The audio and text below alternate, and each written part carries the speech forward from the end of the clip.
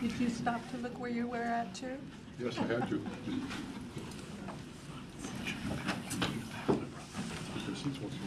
Hi, Ingrid. Hello. I was going to ask. Yeah, thank you. 1, 2, 3, 4, 5, 6, 7, 7 Spokane. Get some out in front of me. John, you're not passing the basket and taking collections, are you? I am. This is not that kind of a place.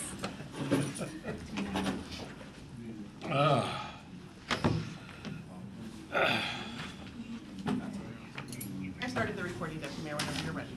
Oh, apparently. Yeah. I can see. Mailing it to Councilmember Holman has been a recording official record. You're already in there. Okay. They're signing it. I'm never going to justice, though. Okay, the meeting will come to order. Welcome, everyone. Staff, audience, and members, mayor, council members. Please call roll call. Deputy Mayor Pelosi, Here. Councilmember Baggett, Here. Councilmember Brown, Here. Councilmember DeCoursey, Here. Councilmember Holman, Here. Councilmember Trout-Manuel, Here. Councilmember Wells. Here. Are there any announcements, reports, etc.? No announcements. No Chair. announcements and reports. We'll go to item 2B, King County Metro presentation, rapid ride, 30 minutes, please. Good evening, Deputy Mayor, Mayor, Council members. My name is Cecile Malik, Senior Transportation Planner. I just wanted to introduce you to Robin Austin and Greg McKnight from King County Metro. They will be talking to you about the Rapid Ride I-Line and their community outreach efforts to improve transportation and transit transportation in the area. Welcome. Thank you, council members. Like she said, I'm Robin Austin. I'm the Communications and Engagement Manager for King County Metro's Rapid Ride program. This is Greg McKnight. He is the project manager for the Rapid Ride I-Line. And tonight we're going to be giving you a quick update on the Rapid Ride program, in case I know we gave an update a few months back, and we're going to give you an update on that, as well as talk in more detail about the Rapid Ride I-Line and some outreach and some efforts that we're going to be taking part in here pretty soon. So first of all, we want to talk about what is Rapid Ride, and Rapid Ride is what Metro calls our enhanced bus service. So it is a transit service that functions on what we call natural transportation corridors, so corridors that have a lot of transit traffic, and we have enhanced facilities in this area. So we have bus stations that provide some enhanced traveler information, such as real-time travel information. We have off-board fare payment and Orca card readers. The buses travel a lot of the times in a bus-only lane. We also have infrastructure such as queue jumps and things like that that help the buses travel along the corridor faster. And we also provide more frequent service. So our buses usually travel at least every 15 minutes more during peak hours and have 24-hour service. So this is a service that is not as frequent as light rail, but not as infrequent as a normal transit system. So it's somewhere in the middle. And we test a lot of our technologies on our Metro, on our Rapid Ride system. So things like real or on stop announcements. That was something that started on Rapid Ride that then we rolled out in the rest of our fleet, as well as air conditioning, started in the Rapid Ride fleets and is now on most. And our current fleet has Wi-Fi for our transit riders, as well as a new type of wheelchair restraint system that allows our wheelchair riders to secure themselves without assistance from the drivers. We build our stations so a lot of the times we have level boarding, so our buses don't have to tilt and come back up to allow our handicapped or disabled riders on and off the bus. Other things that keep the buses moving more frequent. So that is what our rapid ride system is. Metro developed the Metro Connects vision, which I think a lot of you are pretty familiar with. It was our long-range vision for our transit network. And it looked at the future forecasting of what transit was going to look like in 2025 and 2040. Out of Metro Connects, we identified an expansion of our rapid ride system. And this expansion looked at 13 lines by 2025 and 26 lines, the entire alphabet, by 2040. Since Metro Connects was adopted, we have had to take a look at our program and our capital delivery and look at what, both from a resource standpoint and our riders, what we could expand. What was the feasibility that we could actually expand our system? And so we took a look at what we already had going and what Metro Connects identified. Metro Connects didn't list a prioritization of lines. It just said this many by this date. So then we had to do a little bit more deep diving in to figure out what lines we were going to expand. Through that analysis, we came up with a delivery schedule and timeline of the following lines. The G and the H line are our next lines to launch in 2021. The G line is what a lot of you may have heard as Madison BRT. It is a partnership with City of Seattle. They are building that. The H line is from Burien through West Seattle and into soon South Lake Union. And then the next line that is identified for launch in 2023 is the I line, which is going to serve Renton, Kent, and Auburn. Our 2024 lines are also partnerships with SDOT, and they're already in the process of either being planned or designed. And that is the Rainier line, which serves downtown Seattle, Mount Baker, and Rainier Beach. It's the current Route 7. And what is the Seattle East Lake U District, which is the Roosevelt Rapid Ride, if you've heard of it referred to that way. The next line that we are launching is the Totem Lake Eastgate, which we're actually going to get starting in the planning of that one pretty soon. And the last line is a to be determined East or South King County. We're going to do some further analysis on what is available with funding and partnerships to identify that one in our next capital improvement plan budget. So that is our rapid ride program. I wanted to then pass it over to Greg, who is going to talk specifically about the implementation of the rapid ride I-line. Great, thank you, Robin. So as Robin showed on that last slide, the Rapid Ride I-Line is our next big push for the agency after that prioritization of that Metro Connects vision.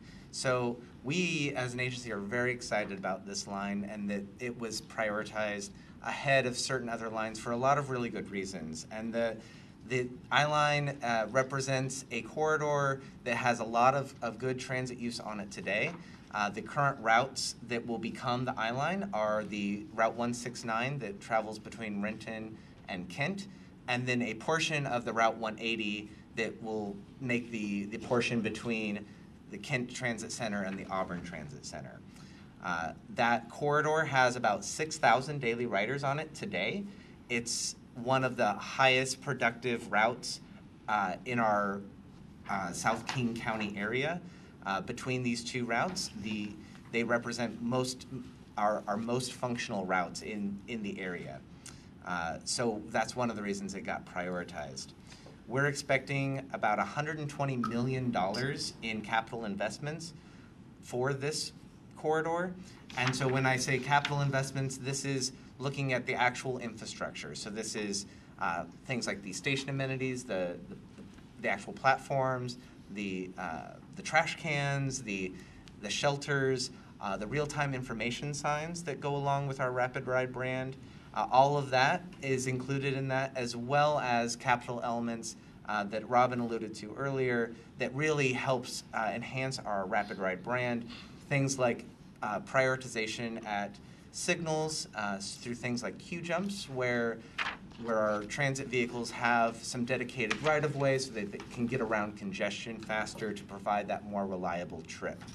So that that investment is looking at all of that suite of products that will come online with the launch of service. So that does not include operating dollars or fleet dollars. Those are handled separately. So what we're looking at right now is just figuring out all of those capital elements for the project.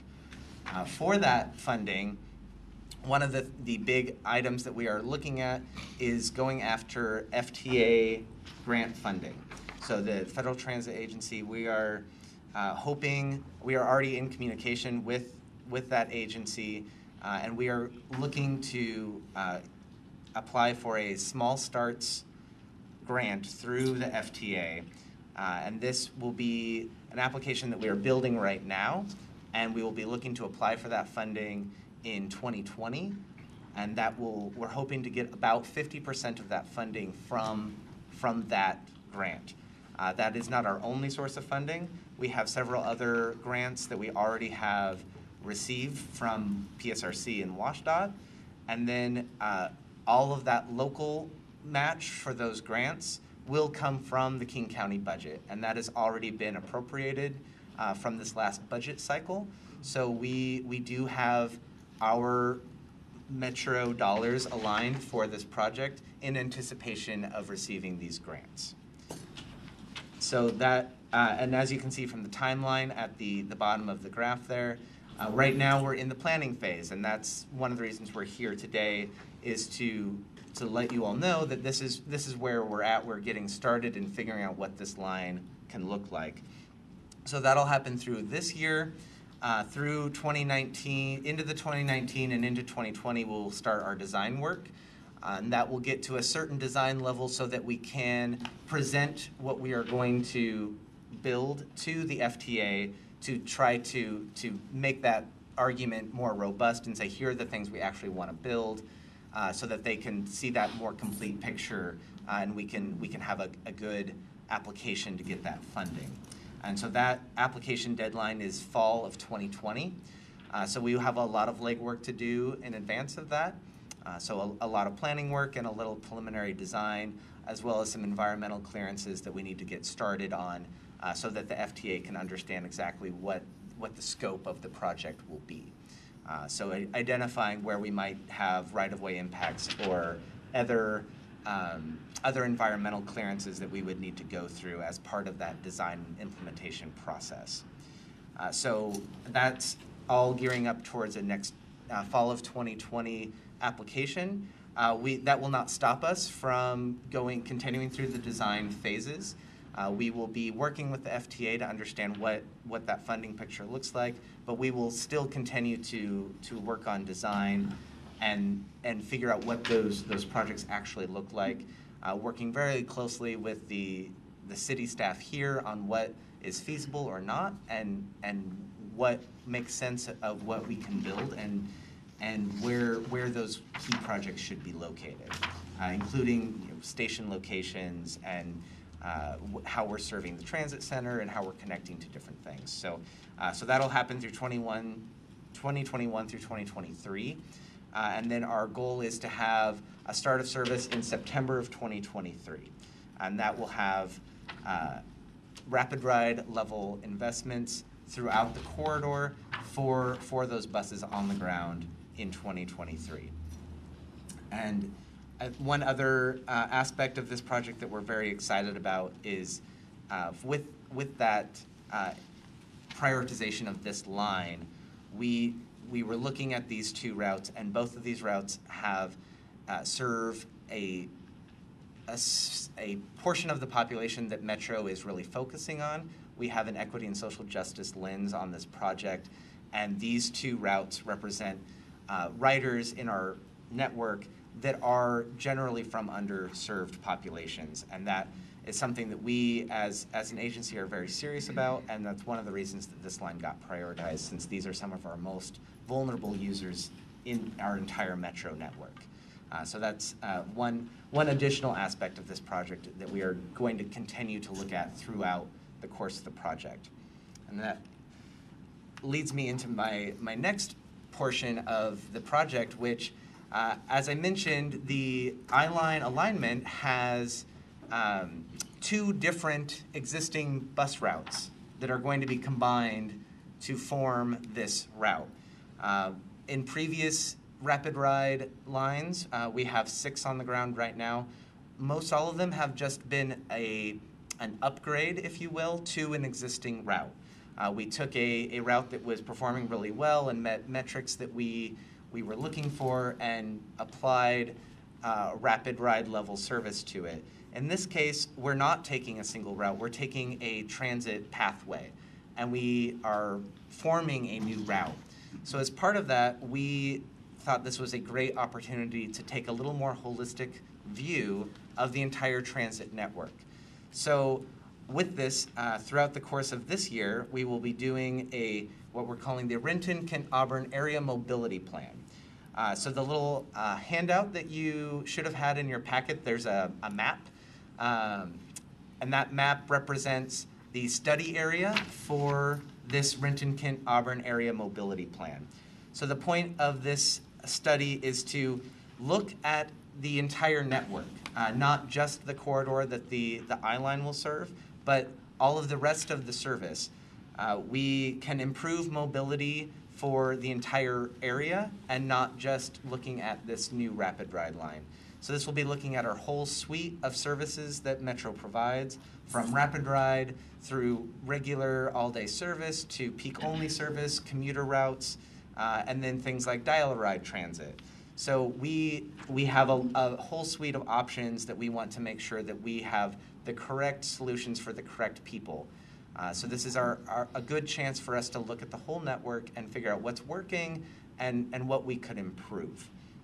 So with that, the goal is to come back with a network that includes a corridor that will become the I-line, but also can update some of those other aspects of the network as needed.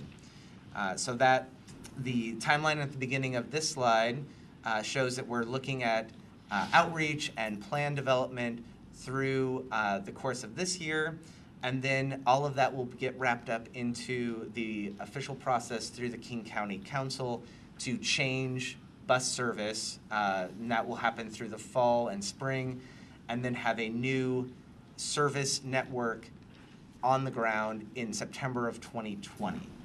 So that will give us a chance to implement a bunch of changes that the network may need now and anticipate this future investment in the rapid ride corridor by creating a single route that will then be upgraded to the I-line in 2023 as we get all of those capital elements built. And with that, a big aspect of that process of figuring out what is working with the network or what could be changed involves a lot of community engagement. So we are in the process of launching our needs assessment. It should be coming out with all of the launch should be happening in the next week or two, and that will include an online survey, conversations like the one we're having right now, as well as conversations with the technical staff within the city of Auburn, and then reaching out to specific communities. And coming back to our equity and social justice lens, we are trying to make sure that we are talking to the correct populations and in the correct manner that is appropriate to get the feedback that we need. So we are hoping to learn from the community what is working with the transit system, what could be better, how can we serve people the best way possible. So at the end of this, we can create this new mobility network that does serve people that as they need it today and into the future. One note I didn't mention on the last slide is with this updated mobility network, there will be an investment in that study area. The current amount of service hours that are in that network, we will be enhancing that. We have about 10,000 additional service hours to put into that new network.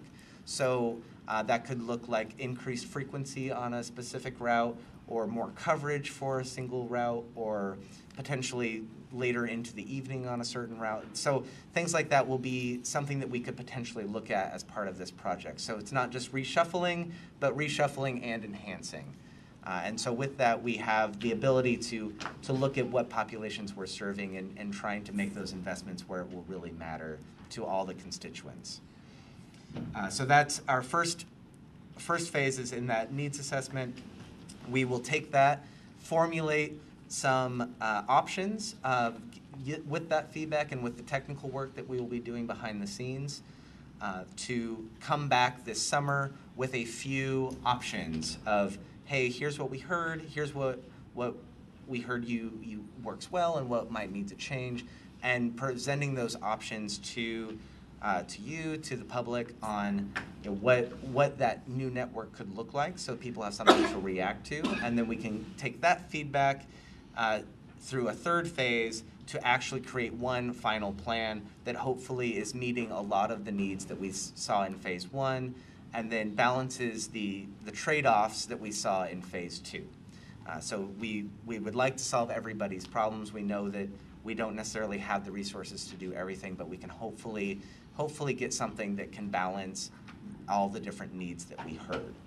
And we have several groups that will be formed as part of that. We are going to be forming a mobility board of community members, people that have an interest in the project, in enhancing the needs of all the community, that will meet regularly, that we will use to create these networks and really using them since they're living in these communities. These are our users. We want to make sure that voice is lifted up through our process. So that board will meet regularly to assess those needs throughout the project. And then we will also be forming an advisory type board that will be made up of jurisdictional staff and other key stakeholders throughout the community to kind of help vet any of those issues and say, hey, is this possible? What are some fatal flaws in this? Are we missing anything from your institutional knowledge of the agencies that you're part of? And so I think that was my last slide. So we do have time for some questions, I think. Yep. Well, Greg, thank you so much for that. And I'm very glad to hear that there's going to be a community involvement and a ridership involvement in the process, so that's very important. I serve on the RTC, and one of the questions we continuously have, one of the concerns we've raised, is the funding plan and the fairly significant shortfall that we're going to experience through Metro Connects as we go forward. Right. And trying to accomplish all of the objectives that are within the plan. Question for you is, the FTE, is that a competitive grant application? Yes. Yeah. So that grant will be competitive across the country. So, do you have a contingent plan in case there's a less amount provided through the grant, or the grant just doesn't meet the process of application to get funded? Yes, that is a great question, and we will. So our hope is that we can go to the FTA and say, here's this wonderful project, and please give us 100% of the money. But we will, in our planning process, we will have that contingency of here, and the way we're looking at doing that is kind of a prioritization process of saying, okay, we think that this project we want to build will be $120 million. If we can get that will be great. And then if we're only going to get $110 million for something, what does that look like? And so part of our planning effort right now, this year, will kind of create those different what-if scenarios. Yes, Greg. Is there a way that local communities can advocate through the RTA for this? I mean, letters of support or anything like that? Yes. Is there going to be a process for doing that? There will, and thank you. That's a great leading question. We will, and through the planning process, one of the reasons I'm here today is that I'm hoping to chat with you several times throughout the process, and as we're approaching that FTA submittal, we will hope to have been working with you so closely that you love the project as much as we do, and we can all come together with that. What that looks like, we're still figuring it out, whether it's a letter of support or a very official council action or whatever that needs to be. but we will be figuring that out as we go with the FTA and saying, hey, how do we make this work as well as RTA, possible? I meant FTA. Oh, that's quite okay. There's a lot of agencies out there. Sure, a lot of alphabet soup. Yeah. So we will continue to formulate what that looks like, but there will likely be a point where we will try to have a unified application and saying, hey, this is King County Metro's application, and here's why, and the city of Auburn hopefully will be able to provide some sort of letter of support or their own call to Washington on why this is an important project. Bob? Greg, I appreciate your report here and everything.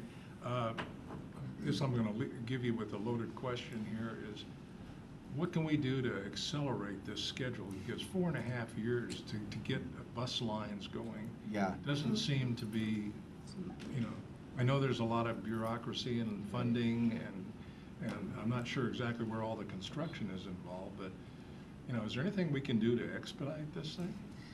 That is a good question. A lot of our budget is constrained into certain bienniums. You're all well aware of how that works, and this line got allocated into specific bienniums. We do have the ability to expedite different construction aspects of it. There's a lot of one thing that I try to remind people is that the service is there today. There's already Route 169, there's already Route 180. If we are spending a lot of capital dollars on a transit priority improvement, if we can, build 2 lanes, 2 blocks worth of queue jump to get around a big queue at a stoplight, if we can get that done earlier, the buses that are there today will gladly use those things. So there are things that we can speed along. Certain things like the amount of service hours that we have, those are a little more hamstrung by the budget of how many buses do we have on the ground, how many physical buses do we have. We are running out of room at some of our bases for buses, so we technically don't have any more sometimes. So there's a lot of other constraints to it, but there are ways that we can try to get some early wins. I know that I use the Rapid Ride quite a bit, but I have to go to Federal Way to make the connection there, and if there's no parking there, I have to drive down to Angle Lake. Right.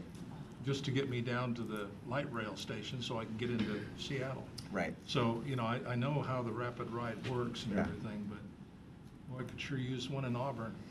Yeah, and that's our goal. Where the Metro Connects vision said, hey, let's really double down on this, or go through the whole alphabet, as it were. So we definitely agree with you on that. I it's just a want to great plant service. the seed there. Anything you can do would be appreciated. Thank you. And We in will that work on it. 2020 service change, when we formulate the route that will be the Rapid Ride, you will see a significant service increase to that route. So it'll be somewhat of an incremental. So we'll create the route. It will get all day, or mostly all day, but 15-minute headway, so there will be an increase to that. And then, like Greg said, if there's queue jumps or if there's things that we can do to speed that route up before the buses turn red in the full I know there's a infrastructure. lot involved in this process, but I do appreciate your candor. Thank you. Okay, well, your time has come to the end. I heard this presentation, but this is a better one because I heard it at Skateboard. And the city, of course, is a member, and I'm a representative on that board. But anyway, thank you very much. Appreciate it, and keep up the good work. Thank you. Thank you all. Next, we will have item 2B, or not 2B. That is the question. A long time for that one, haven't you? Racial equity presentation. And we are set up for 15 minutes. Go for it. Thank you. And we have your handouts. Thank you. Good evening, council members and Mayor Backus. I wanted to first talk a little bit about this initiative that HR is assisting the mayor in researching for the city of Auburn. And many of you attended the conference at Green River Community College and realized what our counterparts in the Puget Sound, other cities, the work that we're doing in this space. And so in our research that we've done has landed us to Bernardo Ruiz, who is the Chief Equity Officer for the Racing to Equity Consulting Group. And he has come highly recommended by other cities that have begun this work in their agencies. And very excited to have him here to talk about his vision of what he could provide for the city of Auburn for our employees as well as our citizens. Thank you, Candice. Buenas tardes. Good evening. As Candice mentioned, my name is Bernardo Ruiz, and it is an honor for me to be here with you today. I am the Chief Equity Officer and Lead Consultant for the Racing to Equity Consulting Group. And before I start, I just want to thank Mayor Backus for your bold leadership and transformational and unapologetic leadership in terms of bringing this to the forefront of the city and tackle it head on. And also want to thank the cabinet for the conversation that we had last week, because it was really in depth, and their willingness and courageous leadership in taking this on as the leaders of the city was really evident.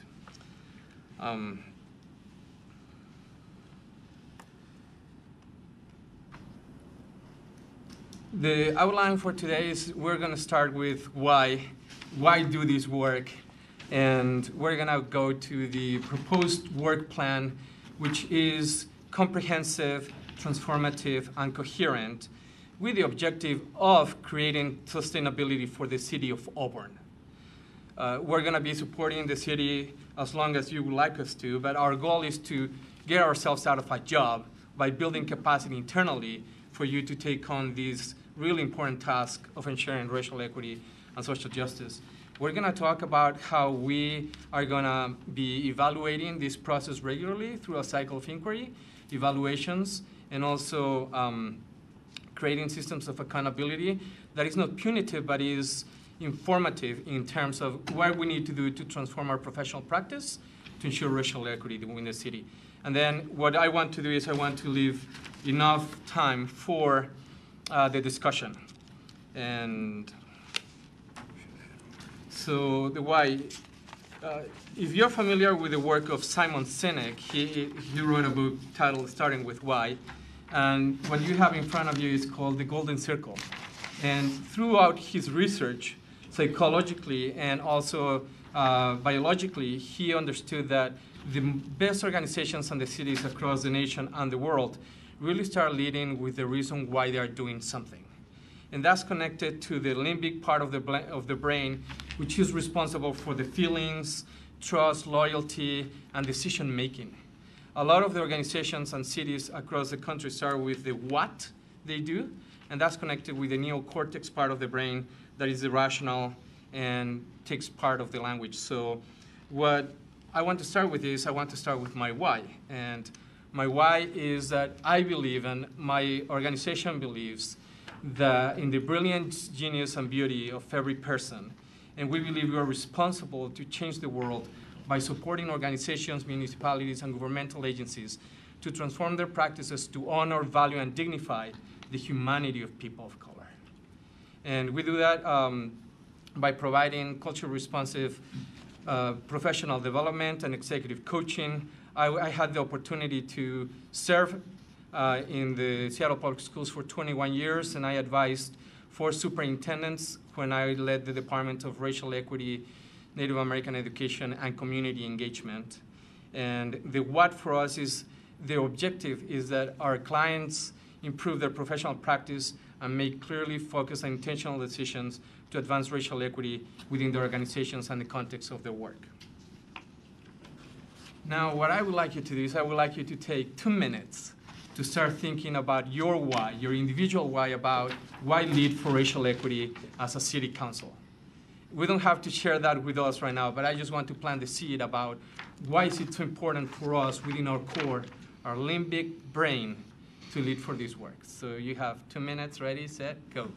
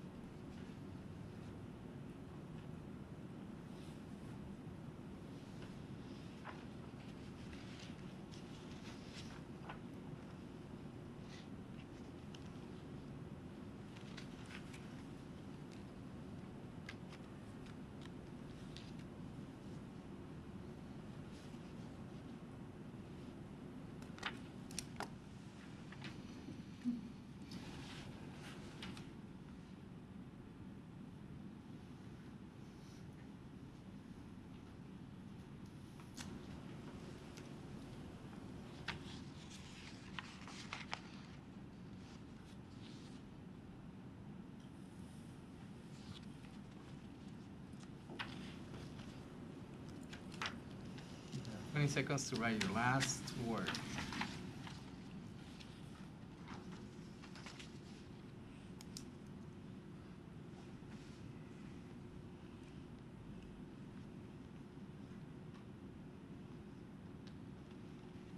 Thank you. Now, not only is it important for us to really understand our why for doing this work, but it also makes business sense. So currently in King County, and these are slides from the local hazardous waste management program in King County, which indicates that 32% of our black children live in poverty versus 5% of our white kids. So we know that where we live, work, and play really impacts our health more than our own DNA. So it is incumbent upon us, if we want to save money in healthcare and also improve the way in which people work, live, and play, to make sure that we provide opportunities for mixed housing and low-income housing that could support and help people of color.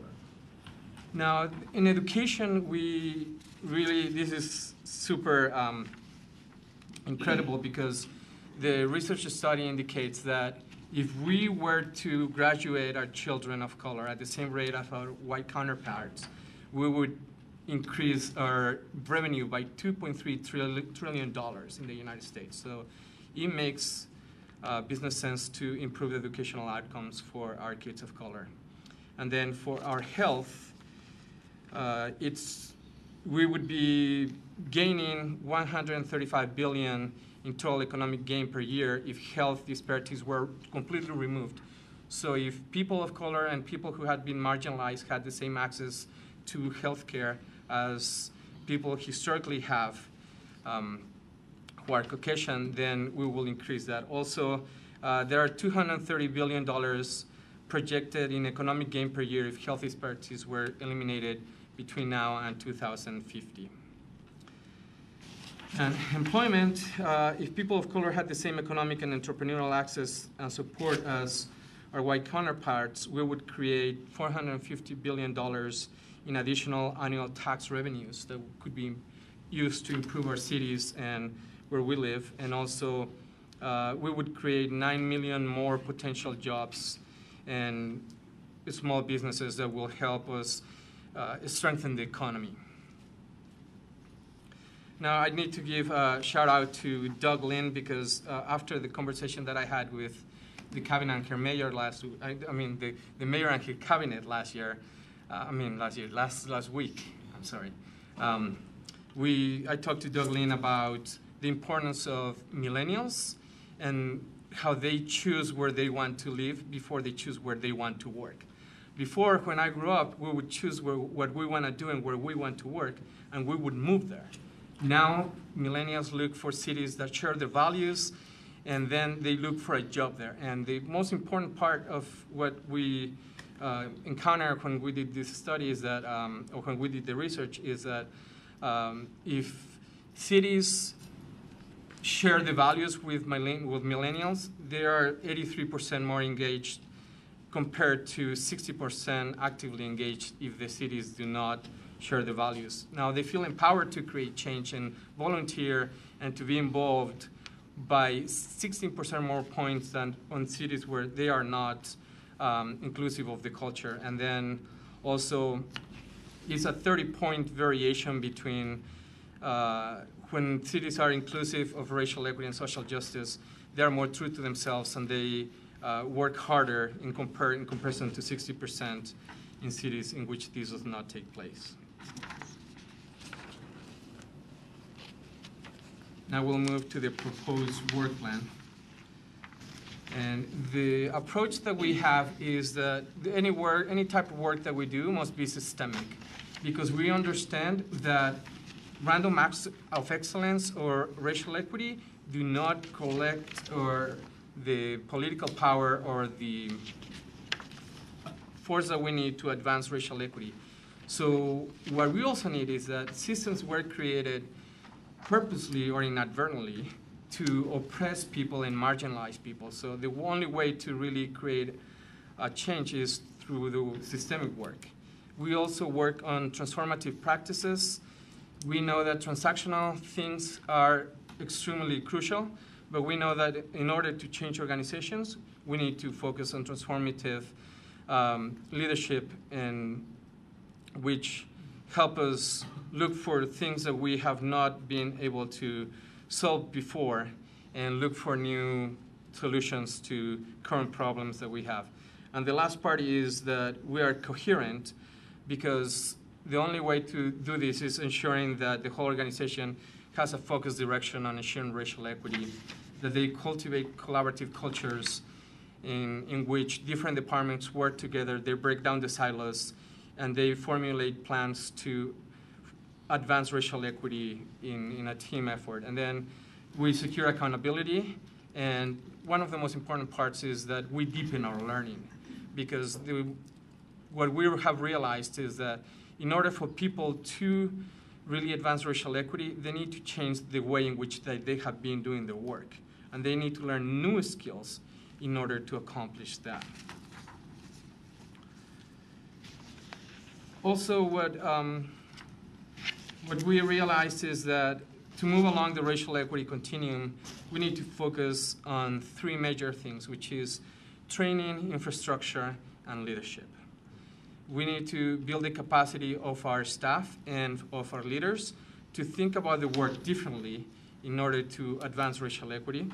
The infrastructure, we need to know that we know that we need to change the way in which we look at problems and solutions, and in the way in which we allocate budgets and programs by looking at it through a racial equity lens. And then leadership is crucial. Elected officials and staff working collaboratively to further equity in a really powerful way. And we base our work on the national best practice model of GARE, which is the Government Alliance for Racial Equity, in which they focus on three main things. The first one is normalizing the conversation about race. I don't know many organizations that daily talk about the impact of their decisions in terms of racial equity, whether they will further the inequities or whether they will be eliminating inequities. The second part of the national best practice is organized. Having an internal infrastructure is crucial, and the internal infrastructure that they talk about is the creation of a racial equity team. And that team helps us understand and analyze the current situation within the organization, and help us also develop a plan that is comprehensive and could be implemented, and also they help us create allyship from different departments. And the last part is operationalize this work. I mentioned briefly the need of developing racial equity tools, but also to create data strategies that create accountability measures that drive for results in terms of racial equity. Also, what these teams do, they help us develop racial equity policies. And as you know, policy drives laws, and institutional racism is policies, practices, and procedures that were created to the detriment of people of color. And what we want to do is create policies, practices, and procedures that are created to the benefit of everyone, and most importantly, of the people who we have oppressed and marginalized historically. And we have a 3-year proposed plan for this work, and when we were doing this work nationally, we learned that the first step for leadership is not action, but understanding. And in order for us to gain understanding, we need to do an organizational analysis of where the city of Auburn currently is in terms of systemic racial equity and the understanding of its staff in order to move the work forward. We focus on training too, because what we want to do is follow the national best practice of building a shared analysis, and we will begin developing the racial equity tool, which will help us develop the racial equity policy. And the training also will include the city council, because in order for us to really transform the way in which we work, we need to have shared analysis within the whole organization. And one of the most important things that is in every single one of the years that we're going to be doing is community engagement. We cannot do this work alone, nor should we be doing this work alone, because in order for us to really understand what the most oppressed people are, we need to meet them and have proximity to them. and they will inform the way in which we work, and they will inform the policy development, and community engagement will increase and intensify as the plan keeps moving forward. And that was a huge learning lesson for us, because we used to prepare cities and engage the community very intensely, but then the cities were not ready to the type of engagement they wanted to see. So we're going to grow together in order to have very robust, intentional, and strategic community engagement. Excuse me. Yes. What we're going to do is, this is a huge topic, an important topic. You weren't allowed enough time, so we're going to extend this till 15 more minutes. Okay? Thank you. I appreciate it. Thank you. So everybody knows. And then for the second year, so after we laid a very strong foundation for this work, we need to build organizational capacity to lead for this work internally. And we will continue doing the professional development, which is focused on the work of Ronald Heifetz at Harvard University, the practice of adaptive leadership, which tell us that we need to focus on changes in culture, so this work can become part of the DNA of the city of Auburn or organizations.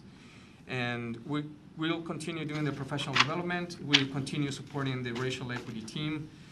And then we will begin building the capacity by doing a train of trainers session, in which we're going to be providing the people who are willing and have a deep analysis on racial equity within the organization to lead this work internally and to be the point people.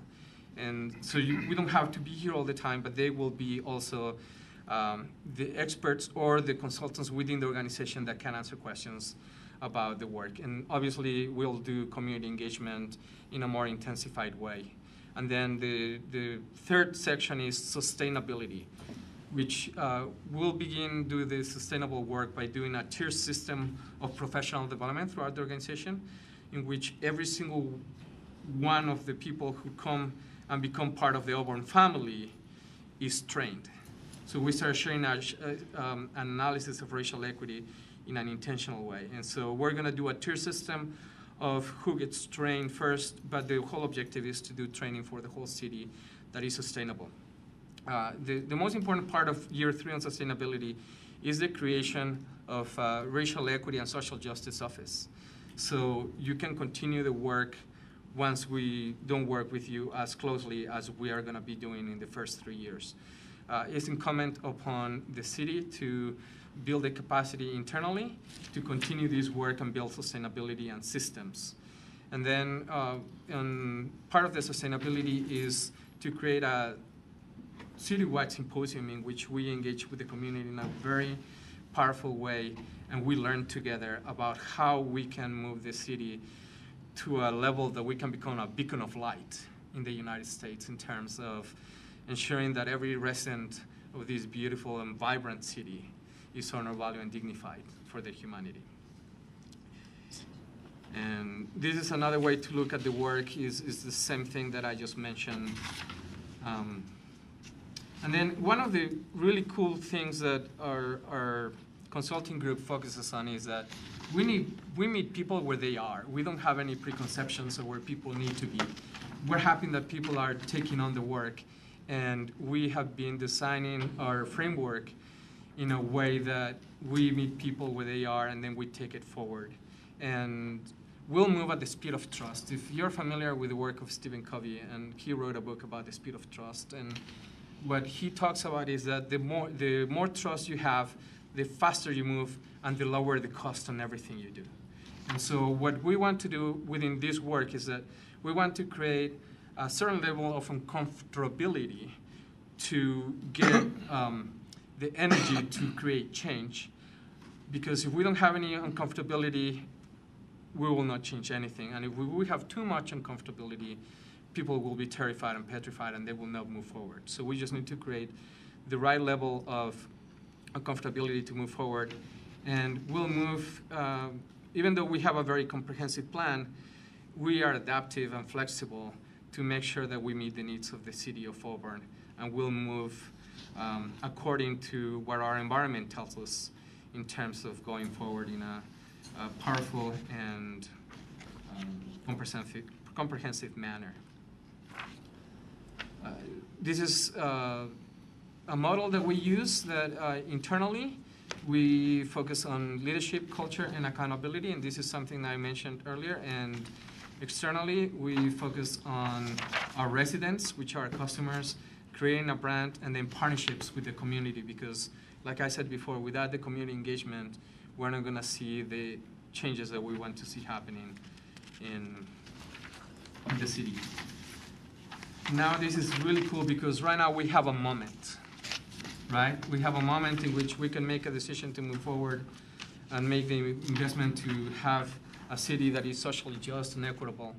And that moment, if we work together, can become the momentum of this work. And then our goal is to create a movement. And once you create a movement, Cornel West, he's a professor in Harvard, he indicates that once you create a movement, you create sustainability in systems.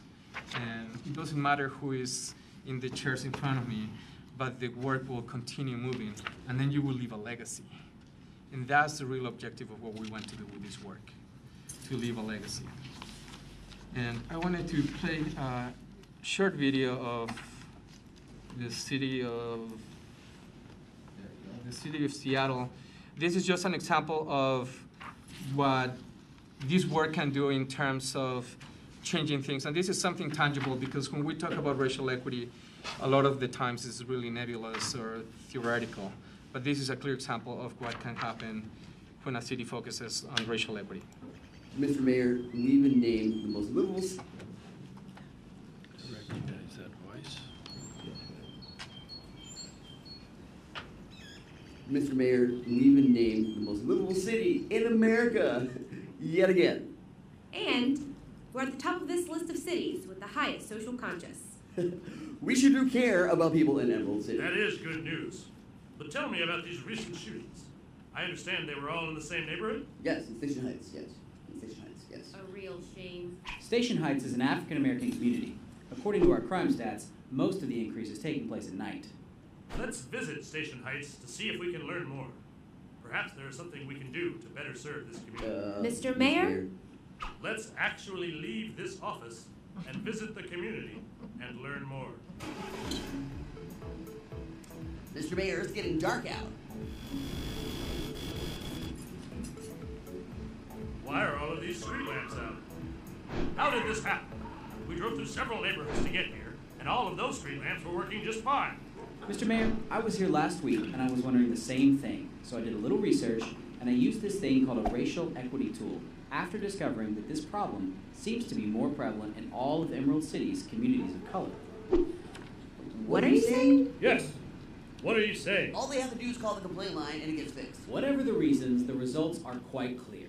The street lamps in our white communities get replaced faster and more often. There's clearly an unconscious bias here. But the solution is simple. We know how long these bulbs last. We should switch from a system of people complaining to a system where we replace them on a schedule. According to this cost analysis I conducted, we will save money and will be better serving Station Heights. Brilliant! Implement this at once. Come with me. I think we can apply your racial equity tool to some of the city's other issues. I hear that trash collection is also a problem in Station Heights. Why didn't we do that?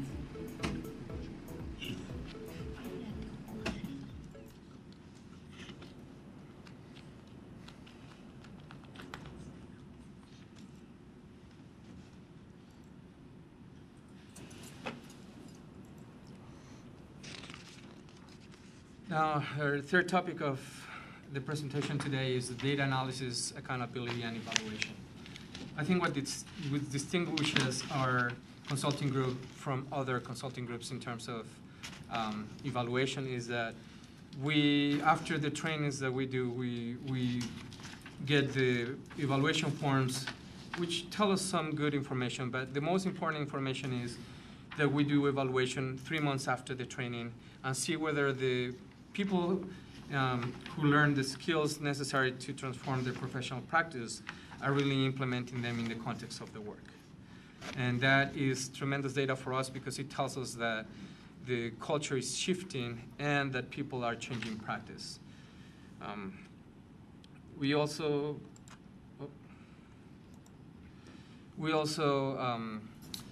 use the cycle of inquiry, which is we have a problem of practice, we carry a theory of action, then we revise the results, and that in turn informs the way in which we're going to continue doing our work. And one of the most important things for this initiative is that we will have clear goals with very clear metrics, and we will have rigor in terms of the work we do. And we will also be doing very specific data analysis of every department in terms of what are some of the key things that we are doing or not doing that is perpetuating racial inequities within the city of Auburn. Now it's time for questions, council? Questions and discussion. Discussion. Larry. Yes. Renato, thank you very much for the presentation and the work that you have done. I just have to say I'm really excited to see us considering this and then hopefully doing this work. I think it's very important to a city that is growing and changing for all of our citizens to have a sense that they belong and that they are part of our community. You know, I was very proud of our country in 2008 when we elected the first African American to be President of the United States.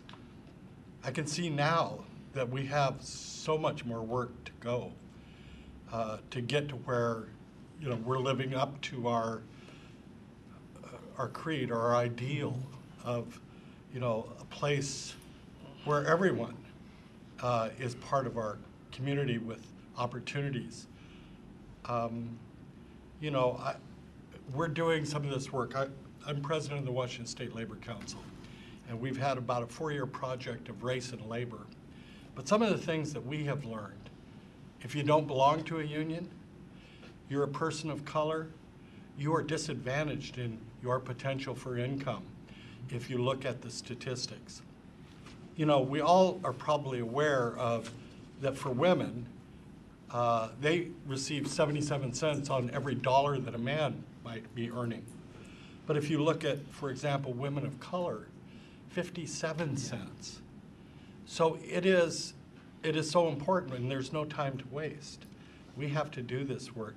And what I'm most interested in is, you know, how we can not only do the work within the city, which I think we have to model this behavior, this change of behavior in the city, but how do we transmit that out to our community at large? I'm looking forward to learning how we do that work.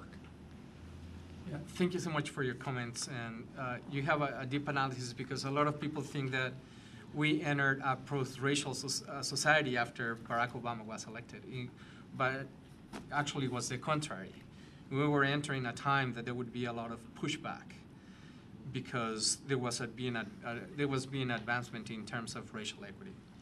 And also, I appreciate that you mentioned that there are a lot of intersectionalities with women. I was part of the Gender Pay Equity Task Force. I was appointed by the mayor in the city of Seattle, and actually when we did the study, it was about 73 cents for white women, and it was about 55 cents for women of color, and they do the same work as their male counterparts. It's unfathomable. I'm the son of a single mother, and just to know that she had to have 2 jobs to make the same amount of money for what one male had to do only 1 job and make, it was really devastating. So thank you for your comments, and I think it's really a tremendous opportunity for the city of Auburn to take on this work in a very strategic, systemic, and intentional way. Yolanda. Bernard, thank you for doing this. When I read your bio, I was very impressed of everything that you've been doing and working with the youth and everything. And it's by time that we start doing something like this within our city or other cities. We're already starting to do some of this with the Blue Ribbon Committee that the mayor has formed. We have reached out to the Latino community. We have reached out to the Marshallese, and I just sent another email to Pat about reaching out to the Muslims, because there's fundings for something like that, and they're already doing it in other cities where they're meeting with coffee hours and stuff like that, and I think it'd be something. So I was really impressed, and I was so excited when I read this, and going to the first one at Green River Community College really made me happy to see that it's finally being done. So thank you for coming to the City of Auburn, and I'm looking forward to working with you. Oh, my pleasure. Any other final questions? Largo. I have a couple of questions. First, what do you see as the difference between racial equality and social justice? Okay, that's a great question. And the difference is really the intersectionality in terms of racial equity focuses on restoring and restituting the things that people were not allowed to have. Like, for example, I was talking to a veteran of World War II, African American. We know that a lot of people in this country made a huge investment to build the white middle class by doing the GI Bill, and how this veteran African American did not get the resources or the money to buy the house where he wanted to live, because he was not allowed by the federal government to do that. And so racial equity is providing the resources and meeting the needs of people who have been historically oppressed and marginalized. And social justice encounters the intersectionalities of looking at the other isms with a lens of bringing everybody up. So social justice entails that we need to do gender equity, that we need to do able equity for people with disabilities, that we need to do age equity for people that are of a certain age that our society has pushed them out, or has devalued their humanity. And so by ensuring social justice, you are complementing racial equity and building everybody up in a city where we're responsible to honor, value, and dignify the humanity of every resident that comes into our care.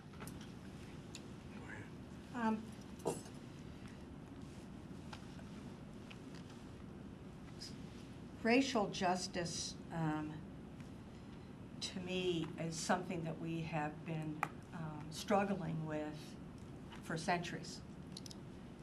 And new in the last century has been dealing with people with disabilities, gender, LGBTQ, military, and age.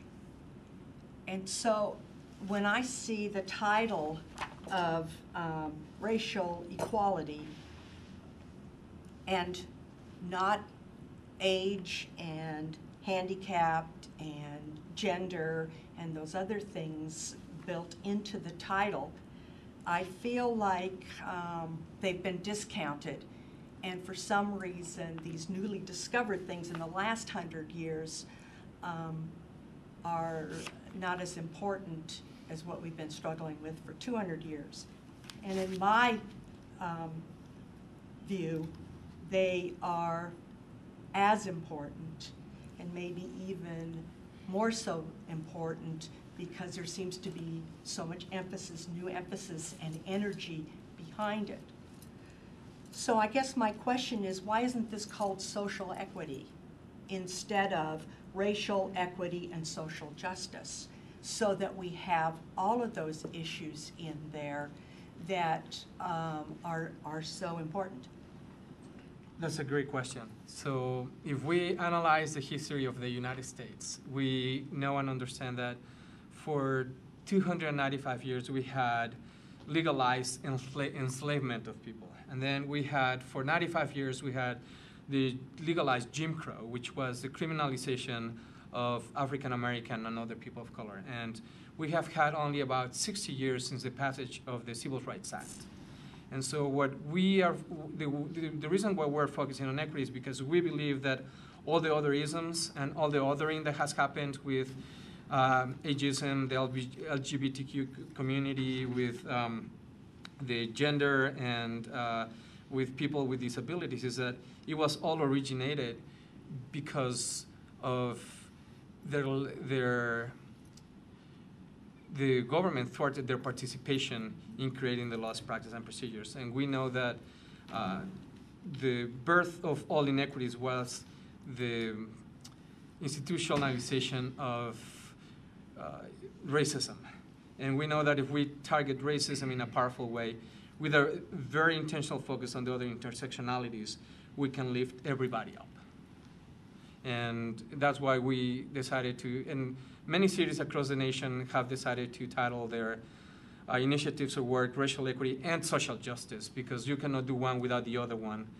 But we know and understand that it began and it will end with the acceptance that African American and people of color are full humans. And then we can begin working from there to make sure that every single person is valued, honored, and dignified.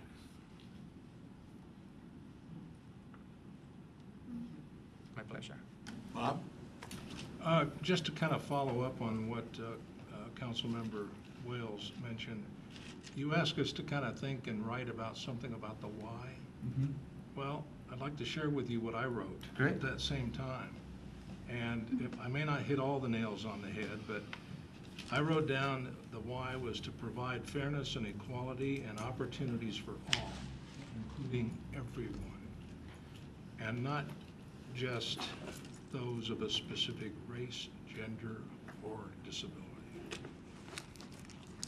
Yeah, and I'm so glad you mentioned that, because when we tackle issues of race, people think that we're going to be taking from one group to give to the other group, and that's not what we're trying to do at all. What we want to do is, we believe that this country was founded in the values of we're all created equal, and we're endowed by our Creator to pursue happiness.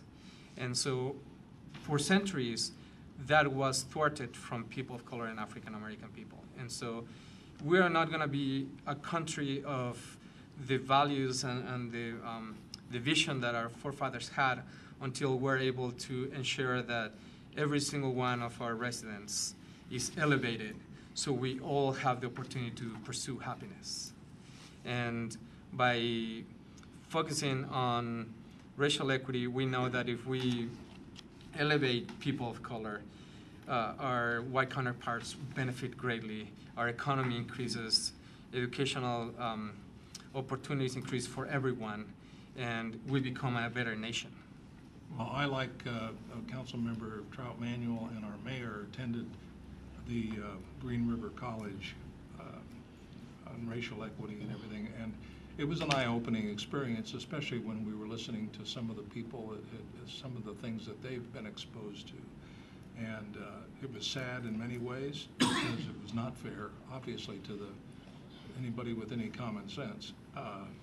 But it was more of an eye-opener that these things are still going on out there. And I think, personally, that anything we can do to change that specter of what's going on in our society, even today, and probably for another generation or more. I hope not, but I think we got to start somewhere, and I think that this would be a valuable tool for not only our city, but our citizens as well. Okay, well, great presentation. We appreciate it, and you got a lot of activity going here on this dais, so thank you. Appreciate it. Now we're going to talk about National Pollutant Discharge Elimination System, better known as NPDES. Now we heard a similar presentation, I believe, what, a couple months ago, 3 months ago, of NPDES? Well, this is our annual trip to the workshop, so I was not. So, anyway, I don't think this is going to be brand new to us. No, absolutely not. Okay. No, and especially if you were here last year, which I believe you all were, we went over a very similar presentation. If you could Short? annotate, yes, but annotate on any changes since then. Okay. Okay. And really, I can say right off, okay, to start with, I'm Chris Thorne. I'm the Water Quality Programs Coordinator for the City of Auburn. And Tim Carlisle, the storm engineer. And so we are here to talk about the National Pollutant Discharge Elimination System Phase 2 Municipal Stormwater Permit, which is a permit issued to the city by the state of Washington. And part of that permit requires that we do an annual report that gets submitted to Ecology, and so that's why we're here tonight. And also, it requires that we attach to that annual report when we submit it our stormwater management program plan for the upcoming year. So we're here to talk about that, and I can tell you right now that since last year, there have not been any changes. The 5-year permit that we were operating under was extended for another year while the state is developing the new permit, which is going to come out in July for implementation in August. So that is when we will see the changes.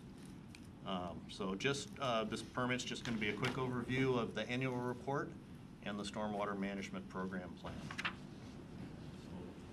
Program and elements have not changed since last year. It covers everything from public education to controlling runoff from development and construction, illicit discharge, investigation and elimination, same topics that we had before. So just some of the highlights from last year. For public education, we had some stewardship activities. We had over 150 volunteers help out in our environmental areas, Fenster and the environmental park. We continued our spill kit program, which is outreach to businesses to help them with pollution prevention. We reached out to over 100 businesses. Last year we focused on multifamily residential unit, management, and over a third, or about a third of those businesses that we went to had employees that English was not their primary language or was their second language. We started a new school education program where we were going into the classrooms, and we were in we taught over 750 students in the classrooms last year, which was Chris, good. Yep. You had this in-school education has been going on for how many years? Last year was the first year that we started this program where we're going into the schools. What's the age and grade?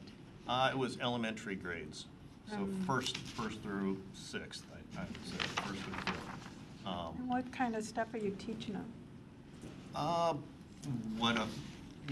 watersheds work. I'm sure there was a touch on the water cycle, and then pollution, how stormwater gets polluted, and what types of things they can do to help prevent stormwater pollution. So, let's see, last year, we were not, the storm drainage utility that Tim and I represent, we're not involved in this, but there was a Sea to Stream Week that was held at Mary Olson Park, and they had, I guess, over 700 students come to that, where they learned about Native American history, how they utilize salmon as, in their history. It also encompassed environmental science, stream studies, that sort of thing, and salmon biology, that sort of thing. So that was a new program that also started last year. We participated with Puget Sound Starts Here, which is a regional program of municipalities, and worked with Comcast to do a Certain Things Don't Mix ad campaign that was put out online as well as on television. So in 2019, we are going to continue our spill kit outreach program. We are continuing the stormwater education program, and we are actually expanding that to middle and high school students. We will continue to provide stewardship activities in environmental areas. Bill? Yes. The reason why I asked what grade level you were teaching or going and showing them this is because Ms. Wells and I, we did a project at Mountain Baker on planting, and these students didn't have any knowledge of how to plant a plant and how to water it. And so where the water came from, it was a real eye-opener to hear these seventh graders? Seventh and eighth graders not knowing how to plant and where the water came and this and that. So it would be nice to teach them from that age up, because it will also help their parents. You know, they can also teach their parents about water safety and stuff like that too. So thank you anyway. I think that's really good feedback so that we can tailor that program. Okay. Perhaps a little bit different, maybe a little bit more basic in some Yeah, because regards. some of the questions we ask the students, don't you help your mother plant, or have you ever gone out and helped your dad in the yard? No, we don't. You know, so it'd be nice to educate them and then let them educate their parents. Another element in our program is illicit discharge detection and elimination. As in previous years, most of the things that we respond to are vehicle accidents and spills related to that. We have a few others that are tossed in there. And included as part of this element is the requirement for updating our system maps. So we have a continuing asset management program where they're going out and updating all of the information that we know about our storm drainage system. And so we will be continuing both of those elements in 2019. Controlling runoff from new development is certainly an active portion of our permit. This covers things like the storm drainage manual requirement that we have. Also goes into plan review and on-site construction, sediment and erosion control inspections and that sort of thing, and use of best management practices to prevent stormwater pollution from construction. And we will be continuing all of that for next year. Municipal operations and maintenance requires that we inspect all of our storm facilities and do maintenance as it's required. So that's a big push for the city, is to do maintenance that is needed on our storm facilities and to utilize best management practices while doing that maintenance so that we don't cause a problem. As I mentioned, we've got a new permit coming out beginning of August. We have seen a draft of that and commented on it, but we will not be seeing the final permit until closer to August 1st. Some of the items that we noted when we were reviewing it were requirements for integrating stormwater into comprehensive planning, which could be a major issue. Another is doing evaluation of watersheds and planning for future receiving water improvements. Using social marketing to improve the behavior change program within our public education and outreach element of our permit. And developing and implementing a source control business inspection program. So actually going out to businesses and inspecting them for how they are doing their business and implementing best management practices to prevent stormwater pollution. So just the schedule for where we're at right now, we are in the middle of the public comment process. I was supposed to have been here 2 weeks ago on the snow day, and that was when we started the public education process, or public notification process, and we posted it in the paper, we posted on the city's website, and have the stormwater management program plan available for people to review and comment. We're here tonight, and we'll be back next Monday for a public hearing, and then come back a couple weeks later to adopt the resolution for the stormwater management program plan, and then combine that with our annual report and submit to Ecology by the end of the month. So with that, questions? Have we received comments in the solicitation when we go out for it? Not yet this year. And have we received them in the past? Not really. Or not any that are really applicable? Usually not that are relevant. Yes. Bob? Just kind of like to leave you with a word which you gentlemen probably have heard many times, but maybe for my colleagues up here on the dais. Boeing safety engineer and environmental engineer left me with a statement one time that I never forgot, because it rhymes. Dilution is no solution to pollution. And that stuck with me in all these years. Good practice. Any other questions? Thank you, gentlemen. Chris, Thanks a lot. Tim, good job up there. To the next session or not? Yeah. Now, we'll take a 10-minute break. Thank you.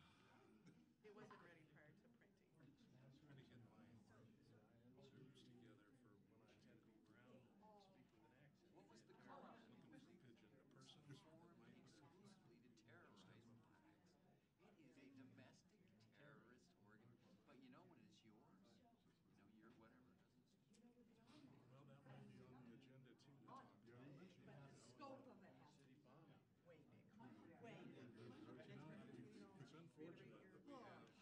That got me going. I can see you. You're over there. More accurate age. I mean, look at the number of really old. Some friends work in a Vermont, and I asked her. I want to start a revolution. She's amazing. She's 60. She says, "When I'm 70." And I said, "Yeah, that's when I retired." I knew that I reached that point, and I could do it. You know, you should be able to capitalize on that.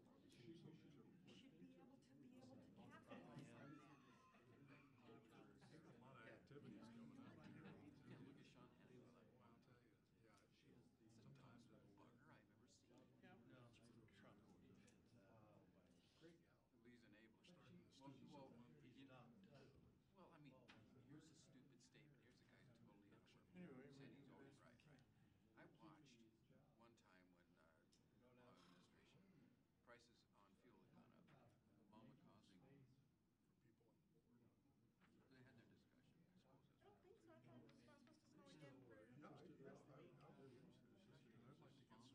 gone up. Obama causing for people on the board. They had their discussion. I suppose I don't think so. I thought it was not supposed to snow again for. I'd like to get some people on our whole gas prices. Yeah. You're just totally unaware of your own city. They meet on Thursday all over. I asked someplace that I can't actually say it's too warm. No, I don't. Okay. Absolutely nothing else to do. Oh, not federally protected yet, but there is. Bill O'Reilly got some type of statement from India, you know. He read it in a paper. It was this total ignorant, stupid thing about Obama. Thank you. And Stewart goes, Greg Fox News is now reporting. Should have more time on India. But it's coming. It's getting into its own, which is true. The import. I also would Because get. they found that niche. You know, they didn't want to go. Sounds like when They wanted to sit my there. journey and I had to come all the way from Snoqualmie. Your first gear with that long row of cars and trucks behind me. Yeah, because you didn't go more than 10 or 15 miles. But backwards, that would be. Just drags out until the end. Unless you could wave to everybody. I don't think he won by that much. He won a few states. And Wisconsin, they're. At least it should be. It's gerrymandered. So that even though the majority.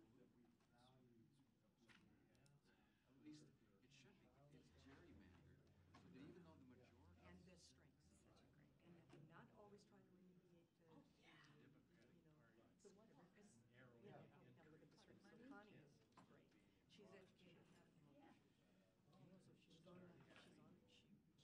So Connie is great. She's educated. Yeah. So she's on, she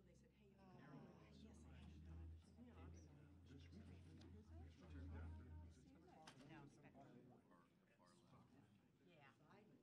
know, I'm sorry. No, Spectrum. Yeah. Yeah. Oh, I know, it's just really, You gotta be careful. yeah. That may be a beginning. No, I don't have any. Because I see. Good. What time did you want us to start, boss?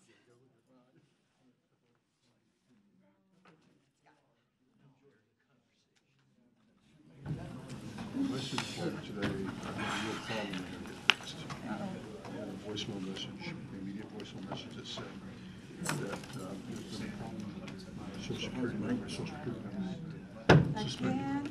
He's back to work, he's hating it. But after I get all my spine surgeries done, he's. Yeah, there are so, But we want to have full they've caught insurance for it. several, they can't catch them on the phone. That makes sense. Yes. And we got a daughter who's graduating. Dave, March 5th. Smell it in the air. Oh, that's right. We're going to start in 30 seconds, according to Bill, our deputy mayor. Okay, we'll go ahead and start. I want to thank you, Bill, for modeling how you want us to try to keep on the agenda and keep within the time. I will try to model your incredible example. Our first item is under finance, Roman numeral 4 is A, new revenue options. And we're going to have Shelley help us with this, including discussion, for 30 minutes. Thank you, Shelley. No paper here? Good evening. I'm waiting, the slides for this presentation are being printed as we speak. Slight oversight. They should be here momentarily, so. bear with See, me. anticipating your request, Deputy Mayor, because you always like hard copy. They're in the hands of Nina Hinman. Okay. So based upon our conversation last week, I gathered a few things from the conversation that there was just a desire to have a list of the revenue options. And I put them in increasing order. And also which they are under council authority or under voters authority.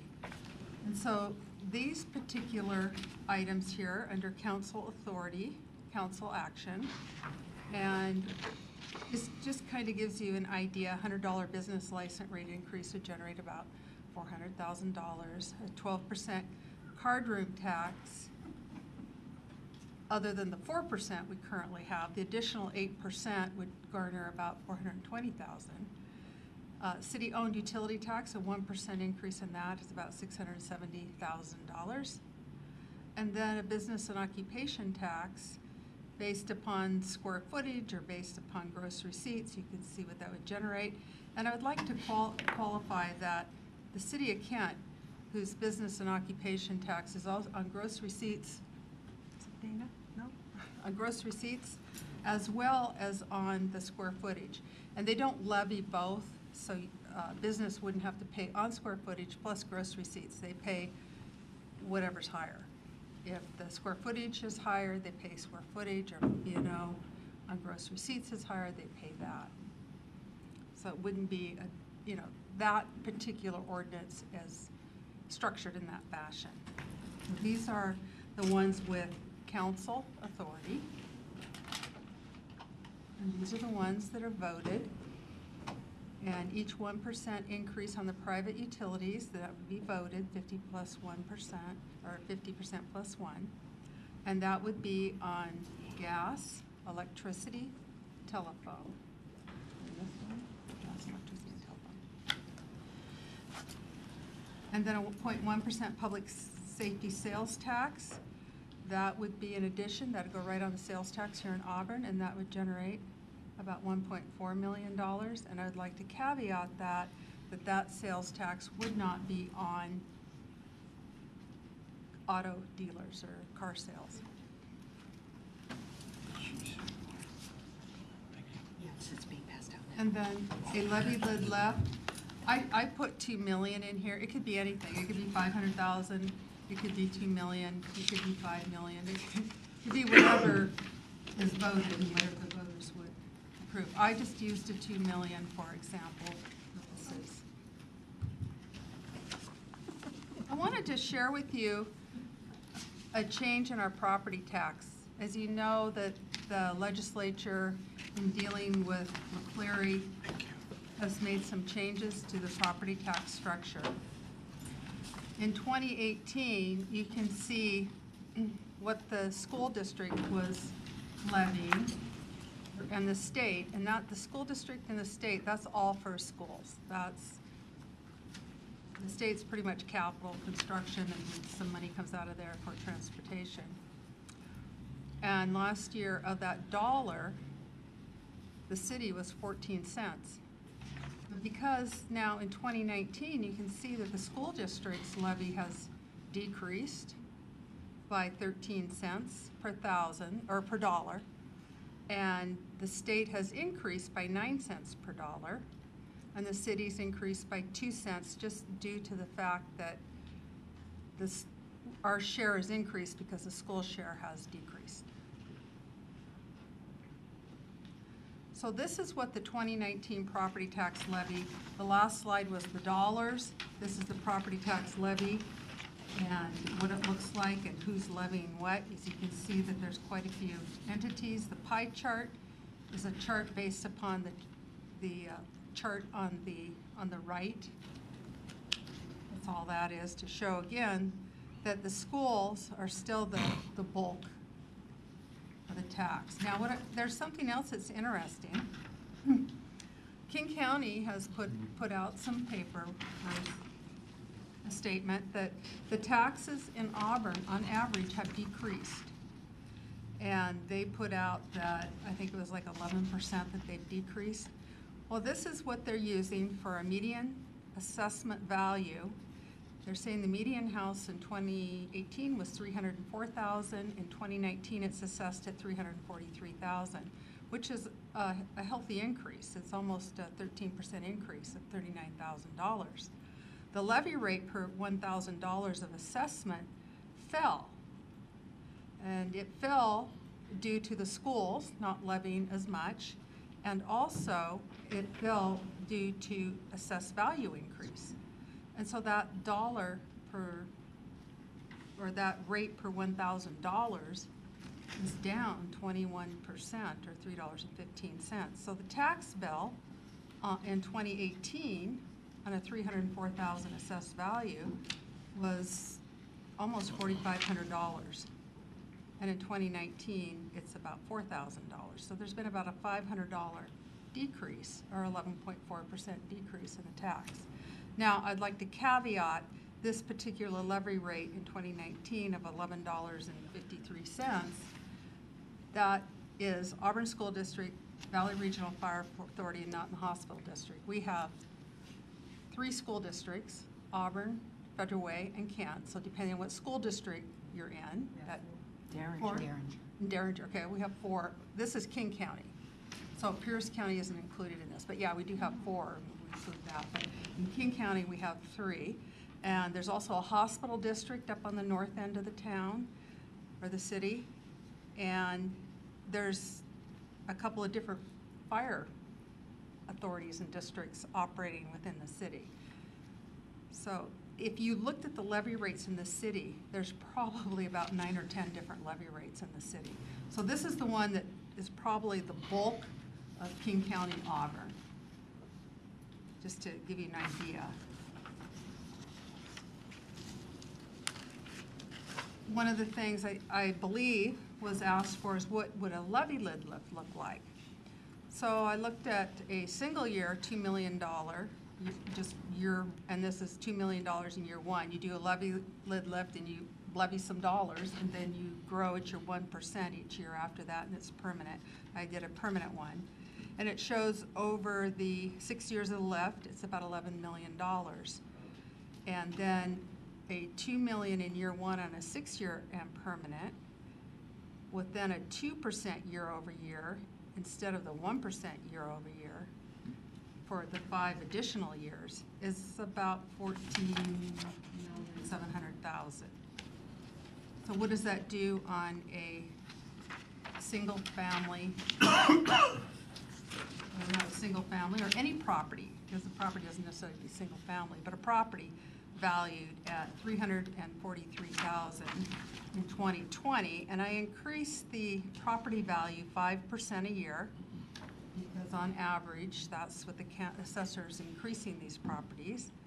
And if there was no levy lid left, what the tax rate, the Auburn tax levy would be, and if there was a lift, what it would be. And over the 6 years, it's about $244. That would generate about $11 million. The next one is the impact of the 6-year permanent lift, 2% year over year, and that would be about $350 over the 6 years. And the lift is 2% versus the 1%. Tie it to some sort of index or just a flat percentage rate you can do. And still we have a 5% annual increase in assessed value, property values and assessed value in the city. And this is what it looks like. It's $350. It's $55 to $60 additional a month. And the other one, because in this particular one, with the one-time lift, and then with properties increasing at 5%, and we're just limited to the 1% year over year, it's less. And you actually see the additional levy decreases. Shelley, you said per month, you meant per year, right? per year. $55 Yeah. is Per additional year, per year. per year. You said That's, per I'm month. I sorry. just wanted to make No, this sure. is per year. That's a big deal. Yeah. And I'm not, I hear all the cliches, what is that in a year? That's, 8 or 10 lattes or whatever, but that cliche is pretty tired. This would be the cost to a property. And regardless if you drink lattes or not, it's still a cost, A lot of us don't like to give up our coffee habit. And that's all I have on this particular presentation. That's what I garnered from the last discussion. I like it. Questions? We have a half hour.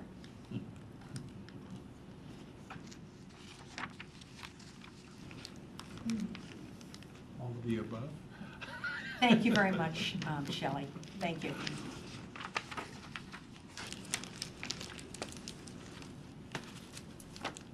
We are going to move into item B, score update.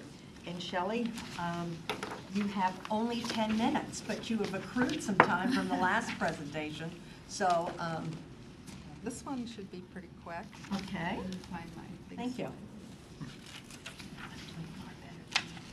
What can we say about SCORE? This is a very brief presentation. I think that there's going to be more information coming forward over the next few months about SCORE. But I thought I'd just show you some general statistics about the member city adult daily population that we fondly refer to as ADP, which isn't a security system, but it means adult daily population. And what you see here is ADP through April of 2018 and January 2019. This is 10 months worth of average adult daily population per member city. This is how it's determined how much each city will pay in the subsequent year, and we need to account for the months of February and March, and the ADP will be added and averaged for those 2 months, so we'll get 12 months of data. But you can see that Auburn is behind Renton, and then Federal Way is behind Auburn so far, and then the other cities fall back precipitously, much lower than the use of the 3 big cities of Auburn, Renton, and Federal Way. Shelley, I have a question. Of the 64 average ADP that we have, what percentage of those are homeless?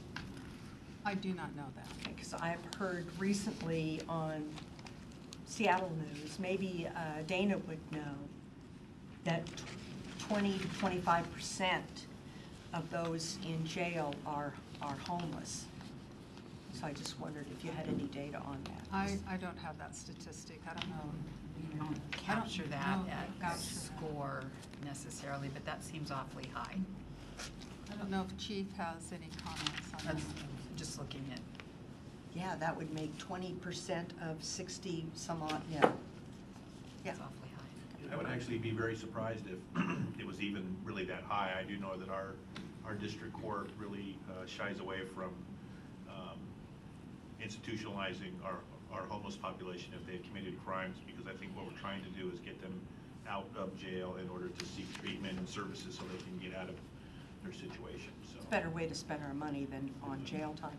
Dana, do you happen to know what our homeless rate number is in the city of Auburn, or? City overall? Yes. What the one night count was, or? Those numbers won't come out until probably end of next month, beginning of April. Okay, thank you. Yeah. Thank you. Okay.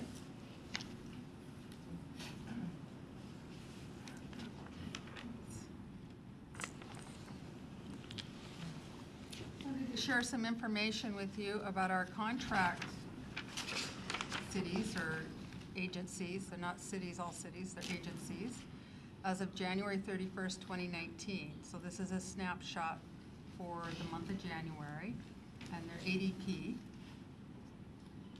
And we, as you can see, the DOC is definitely the highest contract user. And we have then Shoreline, Redmond, and Bellevue are larger users, as well as Linwood. And then down there in the other 33, that's the other 32 contracts that are 33. So they're pretty small, so we just bundled them into one. So here, SCORE has 40 contract agencies. The average daily bookings is 69. The 12-month trailing bookings, and that would be, when I say 12-month trailing, that is February 2018 through January 2019. And you can see that it's pretty equal between member cities and contract agencies. What's the capacity? Well, the capacity, if you were able to make every bed warm, is 800. However, due to the restrictions on the housing units, because you have medical and managed, and you can't put those folks in with the general population, and so you might not have a full unit. You have empty beds in the medical and the managed. So you have the infrastructure in place. We are currently at 600 between the two. Currently, we're at 242 for the member cities and 407. So we're running around 600 to 650. The budget is for 600 in 2019, 600 ADP. I guess about 650.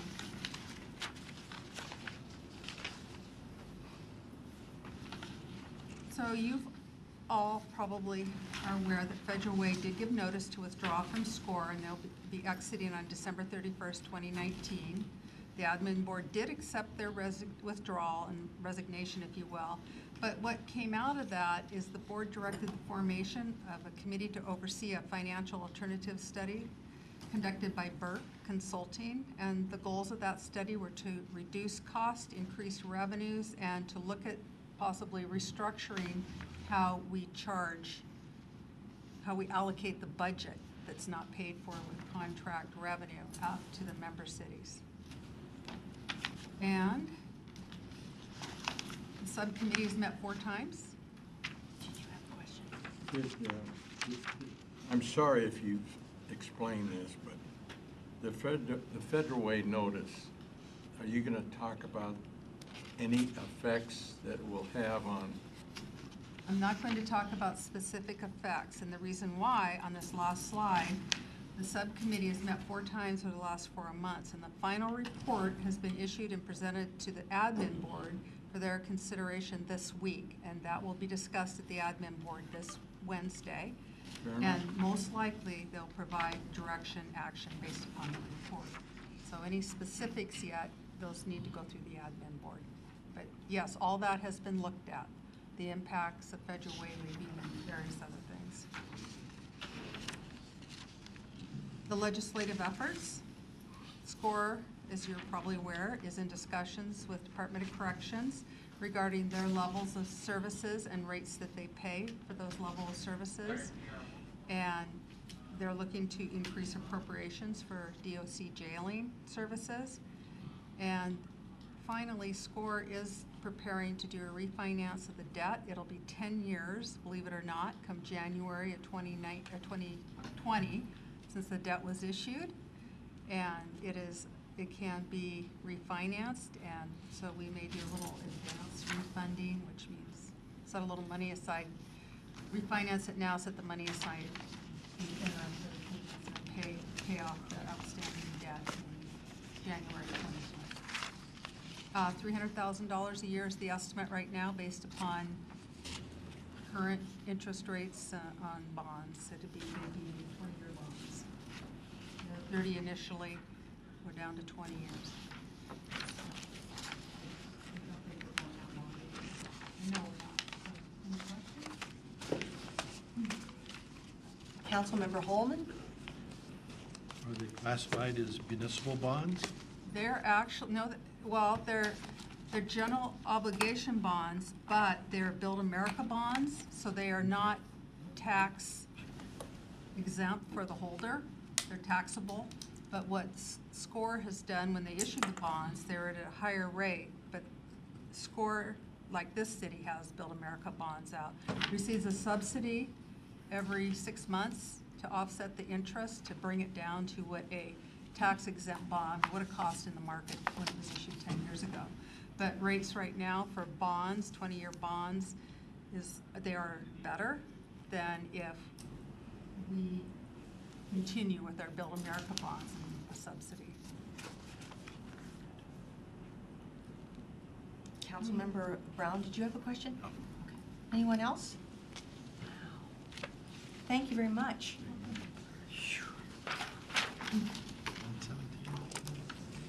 We are going to go to Roman numeral 4C, IT status update.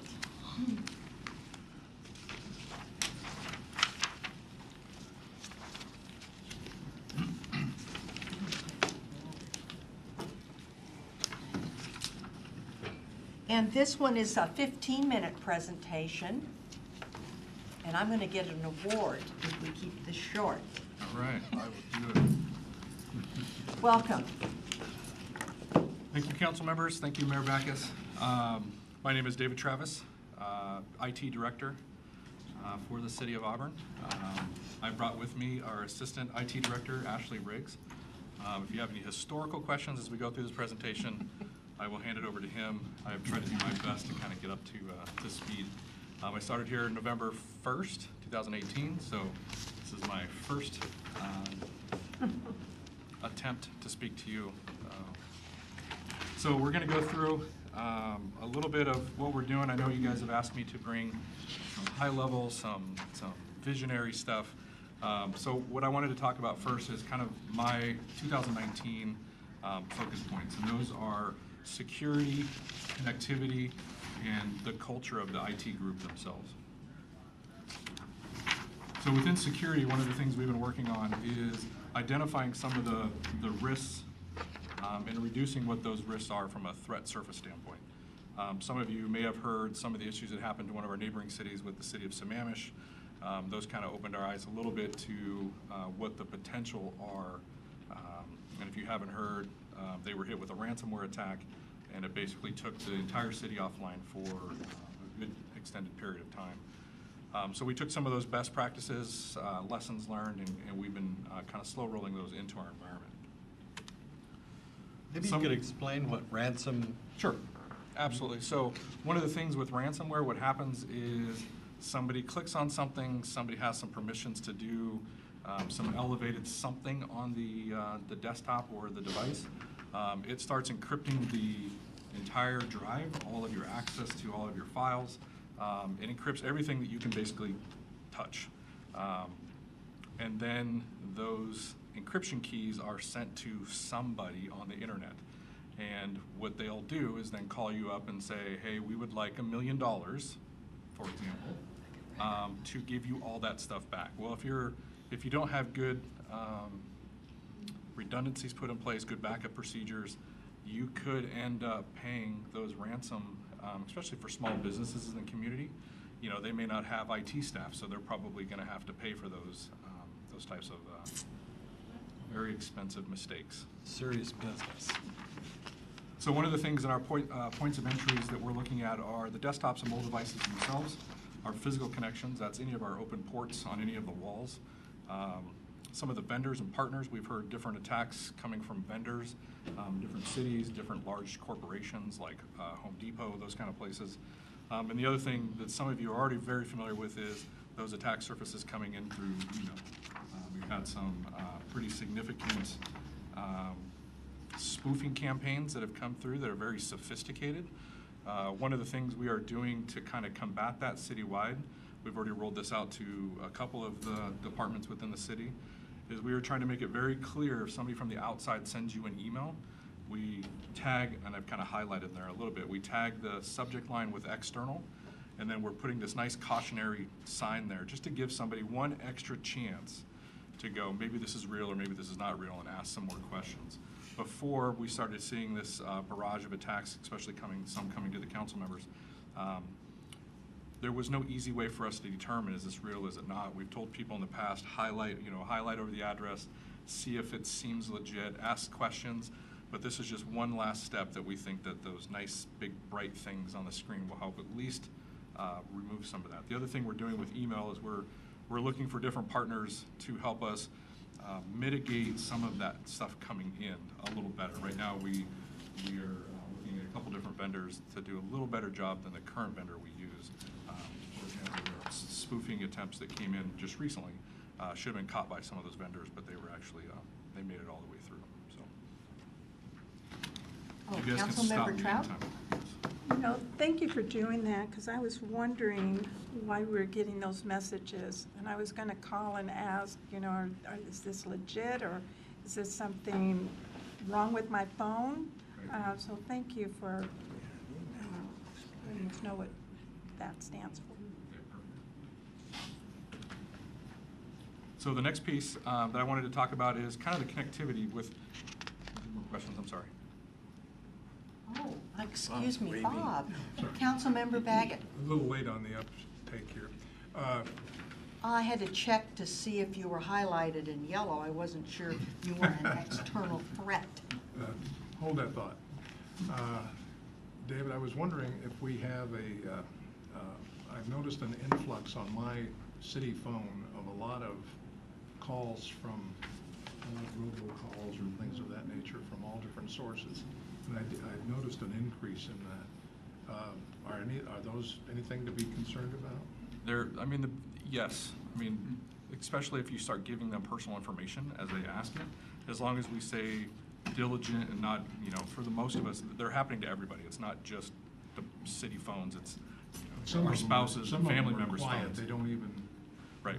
give a recording or anything like that, and Right. I turn it off right away. But Yeah, and I did, See him as a weak. it is an increase. We've noticed it within IT, and all we can tell is, stay vigilant, because as of right now, there's no easy way. There used to be the national do not call list, and it's really kind of gone by the wayside because everybody pretty much just ignores it now.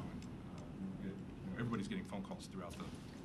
Councilmember DeCoursey and then Councilmember Brown. Sometimes it's a little hard to discern because now they're using local area codes when they make those calls. But I was sharing with the mayor earlier, I just happened to have one today. It had a strange area code, and of course I didn't answer it. It went to voicemail, so I listened to the voicemail, and the message was that my social security number has been suspended, and I need to call this number right away because Social Security is really concerned because there's suspicious activity in my Social Security account. So naturally I didn't call back, but those are the kinds of bogus types of things we're receiving on our city phones. Absolutely, yeah, and there's, unfortunately, you're correct. They're using local area codes to fool you to think it's somebody you know. It must be somebody I work with. We'll see them on city phones that are the same area codes and prefixes to other city phones. So you think it's somebody you should answer the phone from. And unfortunately in our society, they get enough people to commit that it's a very profitable thing for them. So I know that legislature has been trying to come up with ways to eliminate some of that, but a lot of those calls are coming from other countries, and we have a very open and free market when it comes to phone calls. Yes, thank you, Deputy Mayor, or Councilmember Largo. The one thing that I've noticed, and I've used it myself, I've been a practitioner of the predictive dialer system. And one thing that you just, to be aware of is you'll pick up the phone, it'll ring, you'll answer it, and there's a delay of, 5 seconds, 3 seconds. I always know that's a predictive dialer. So if I say hello, they don't say hello right back, I hang it up. Yeah, So I do that too. they might be legitimate, but it's soliciting of some kind. Yeah, I would say, a good rule of thumb that I kind of tell people is if you hang up on them and they call back, it's probably an okay to answer phone. Right. But usually an auto dialer or somebody calling a robocaller is not going to call you back. Go to the bottom of the list. That's correct. Deputy Mayor Plaza. My wife got so tired of robo that she called Comcast, and they made some adjustment on their system, and it has slowed down many of the calls. I have family members who actively use, on an iPhone, they use the block caller option. Oh, yeah. So every time a number comes in that's a robocaller or something like that, my wife specifically just automatically just blocks it. So you got to be careful, because sometimes you could block, especially as we talked about, they're using, random phone numbers they could use somebody like your spouse's phone number to call you, and then if you don't think about it, you block it, there could be some repercussions there, so. She did it first. Councilmember Troutman. They're also using numbers where the name comes up, like Mary Jo or something like that. So I answer it thinking as a constituent or somebody, and it's a robocall. Yeah, they're very sophisticated. It's a very profitable business for them. And it's unfortunate that we have so many people, especially elderly, that fall prey to some of those scams. Yes, that's me. I'm 70. Moving on. All right.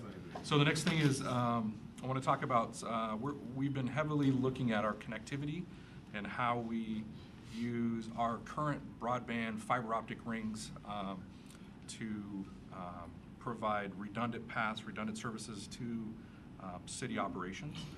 One of the things in the Auburn's fiber ring, we just recently went through the final segment of it to complete that ring, which is a very great accomplishment for council and some of the great leadership you guys have provided. The C3 fiber ring, which I'm going to blow, I just forgot the name. Community Connectivity Consortium. So the C3 Fiber Ring, which is a group of vendors and partners, other cities, other agencies that have gone together and created these connectivity fiber rings so that we can connect to King County, for example, or we can connect to just different municipalities. One of the things that we are looking when we talk about connecting our citizens better or connecting our partners better, we are looking at, for example, creating a redundancy within Valleycom and the PSAP to have a failover using the C3 fiber ring to South Sound 911 and their PSAP in Pierce County. Both of those managers have reached out to us to try to come up with a way to connect those. And I think it would be a great thing to use the C3 fiber ring for, so that our agency, especially our police department, can have a rest assured that if somebody called 911, they would roll over to it. Any questions on that piece? All right. Councilmember Holman. Connecting our citizens and partners. A resolution of the council a couple years back to move forward on wireless connectivity. What is the progress and status of that? So just to clarify, are we talking about wireless connectivity for citizens or wireless connectivity for the city itself? The students. Citizens, yeah. So but primarily the focus was students of low income. So the digital parity project. The digital parity project. If you don't mind, I'd like to hand it over to Ashley. Just from a historical stance, he has a little more of that information, if you're okay with that. So basically, the last time we had talked about this was, I think, Q3 last year. And we changed paths a little bit. We went down the path of what you're referencing and trying to find hotspots of high-density student locations, poverty areas. What we found out in going through that process is the amount of money it's going to take just to do a proof of concept. If you remember the area that was just south of Auburn High, just to proof that area was almost a $1.25 million no work, just can we do this? And when we presented that to you guys, it's like, well, that's probably not feasible to do. So we pulled back on that plan, and we were looking at things like partnering with existing vendors, Comcast Essentials, for example, that they have a program for that. So it's still on our radar. We've just kind of changed paths on how we do that. So we're looking at Comcast Essentials, for example. We are still, as part of this connectivity, as things allow, we're still building out for that, whatever it may be, scalability to expand to those locations and whatnot. Just a bit of a point of order, if you will. It's still an active program from the council's perspective. So we really need to update where we're going and bring it back to the council so that we can officially change directions. I don't disagree that for that price tag, we need to, especially with the financial data we're looking at now, we need to change direction, but we need a council majority to change directions.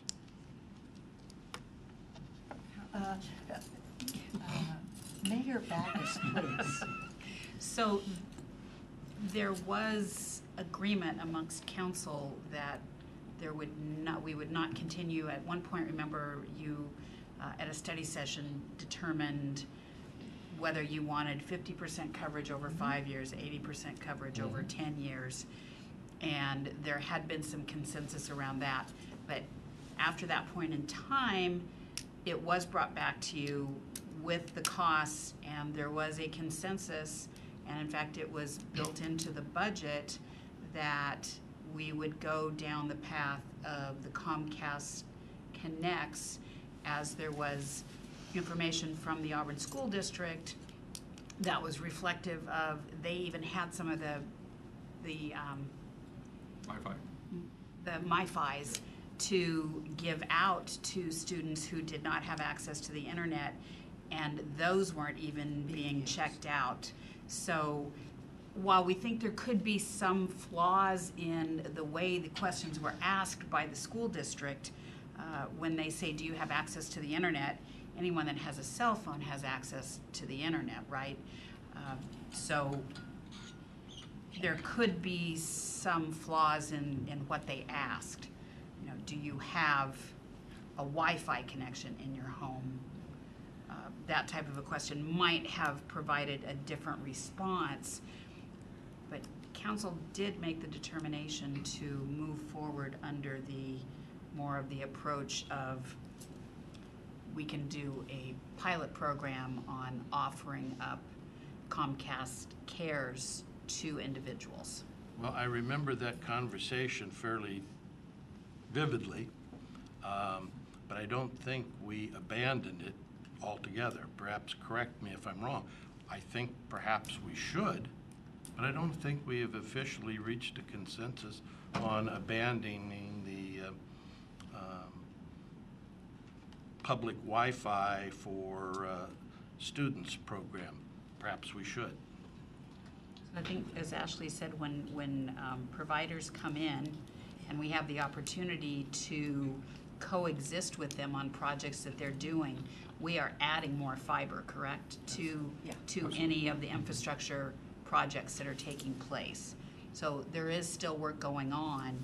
It's just not that build out of 80% over 10 years or 50% over 5 years or anything. I don't think we officially reached any consensus as a group. Well, so perhaps we should. I saw it a little bit differently, but it all depends on how council and wants to move forward on it. Fiber and wireless they have an intersection, but they're two separate things. Which one is called broadband? Well, they both are called broadband. Okay. Well, it's just in how it's delivered to your instrument.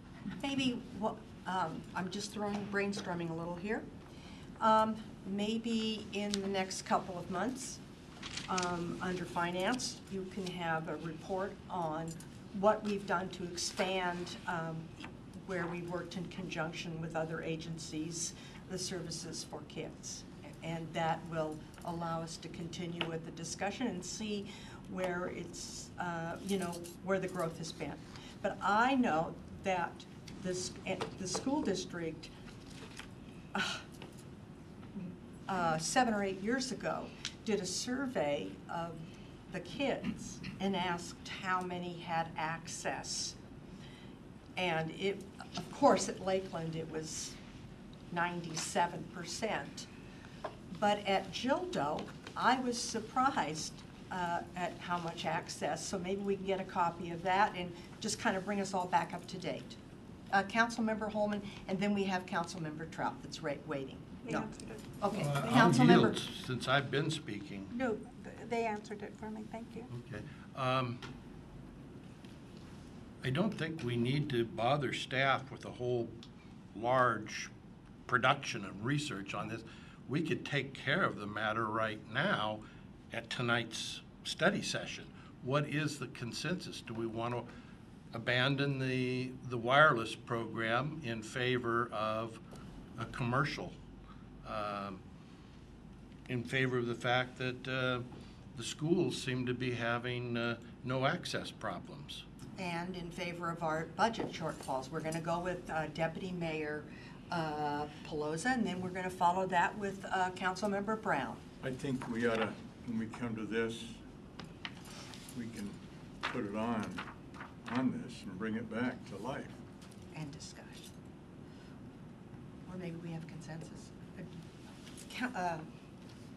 Yeah, I would just say that,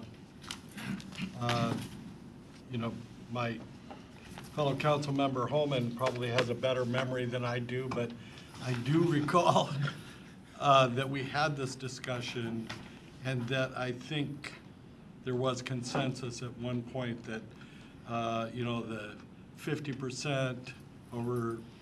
Free and reduced lunch. Yeah, that whole idea was, I thought that we had decided to go a different direction, but if we need to do something more formal, you know, that's fine with me. Well, it's a study session, so it's not formal. It's just a Right. discussion amongst ourselves.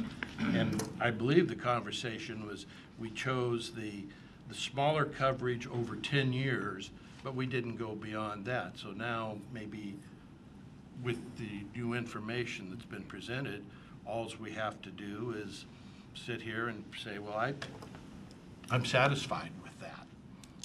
And then we're Councilmember Baggett and then Councilmember DeCoursey.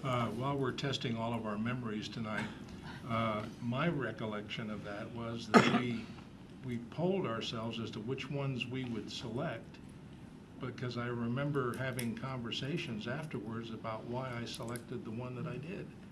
So I think it was individually we were being polled from what I remember, but I don't believe we ever really voted on anything. No, we couldn't vote here. No, not in the Our study mayor session. would like to make a few Oh, go ahead, clarifications. Clyde. Oh, Clyde. So I would be in favor of having staff continue on looking at outside sources for doing this. I think we are at that point where, you know, the professionals in the room can give us the best direction to go in, and it appears what Ashley's done with this is kind of look at the options related to what's available out there, and I'm fine with them continuing on and looking at the outside resources. Mayor Backus. Thank you. So your recollections of what occurred when we had the former IT director presenting were correct. There were different versions of what everybody wanted, right? And after that point in time, there were also additional costs in what we would be able to provide with the amount of money that was in the budget because of the cost that PSC was going to require for each poll to identify, because each poll is unique, and it was going to be upwards of $2,500 per poll to do the engineering in order to even submit to see if we could put the transponder or whatever the mechanism would be on those polls. So at the budget presentations, Ashley presented to council a much reduced budget line item that in essence was to provide a pilot program for the Comcast Cares. And so in my way of thinking, when you approved the lesser budget, what you were in essence doing was agreeing that the amount of the 50% up to 80% was not the way you were going, and that you wanted to move in this direction. And because part of that discussion as well was there's no guarantee, even if we were spending that money to put those up on the poles, there's no guarantee it was getting inside those homes. And so to be able to do a program like Comcast Cares, where you know that it is wired, or lack of wire, but it is absolutely for that home, was the consensus of council. And that's my recollection of the conversations and the budget that transpired. So the younger people here are remembering things that some of us. Do you remember anything, Bill? I don't. John? I'm happy with that interpretation. Yeah.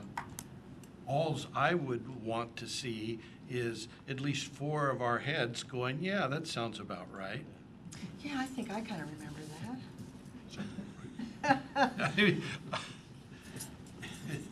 Just, I'm looking, I feel like there's consensus. It had a very passionate ring for me because of the equity issues. I remember the presentation. You asked me what I thought. It was difficult at the time. Okay, well, we feel like there's a little bit of a consensus here, that we have a similar understanding as our mayor and John now, and we're going to continue with the presentation, as long as you don't exceed the number of minutes. I might be there. Sorry. So the next piece I want to talk about is, when I was hired here on November 1st, I wanted to look at how we are doing from an IT group from a cultural standpoint of looking at our education and skill sets, looking at the tools that we provide, understanding what our customers are, who our customers are, and then reimagining what customer service looks like from within the IT group out to our customers within the city. One of the things we quickly did is we looked at how, and I apologize if this is hard to read. I think some of you guys have the printout there. I know the slides are the words are a little small. One of the things we looked at is identifying what the flow is of all those requests coming into the service desk, and trying to come up with a good way to triage those calls so that we could, at the end of the day, say we did everything we could to provide a good customer service stance within the group. And at the end of that work, this is what we resulted in, creating 3 different ways to triage those requests coming in, and giving each person within those triage groups a way to escalate and know when to escalate those tickets so that we can get things done in a more time-conscious manner. The other thing that we did is, and the next one, I apologize again, the words are a little bit small. We looked at how we prioritize, and the number one thing, we were doing this as a group. Everybody was doing it just a slightly different way, and over time, when you have 18 people in the division, 17, 18 people, you get 17 or 18 different ways of triaging those things. So what we did is we just decided to write it down and create this process. And the things that we quickly identified were anything that affects 911 operations, that's the police department, public safety. We know that that's our highest priority. So anything that comes in from any other member within the group, 911 operations will get its group attention. Then we looked at our VIP user base and identified who we consider a VIP from within the user group and our customers. And then we added that as our second highest priority. So those are our directors, council members, the mayor, assistant directors, those type of people, because they're the ones who we're paying a lot of money to sit and wait, and we don't want them to wait. The next piece is we're looking at systems down and then systems down. So that's either a machine or multiple machines. And then we're looking at that if it's older than 14 days. And I know that window seems like it's kind of a long 14-day window, but as we work through this and work through the processes, those would become very quick, and we're talking 1 or 2 day turnarounds from, in the past we were seeing 100-day turnarounds, 75-day turnarounds. And again, it's just a matter of writing down the process so that everybody's on the same page. We started collecting all of this data into a single application that allows us to manage all of the requests. Along with those requests, we are also keeping track of all of the changes. And again, I apologize for the words being really small, but we're keeping track of all the changes. One of the things we're doing within the group is every Thursday we meet as an IT group and we discuss any changes that are proposed for the next week. And everybody gets a chance at an equal playing field to determine if there's an issue, what the issues are, and they have the ability to stop the process from happening.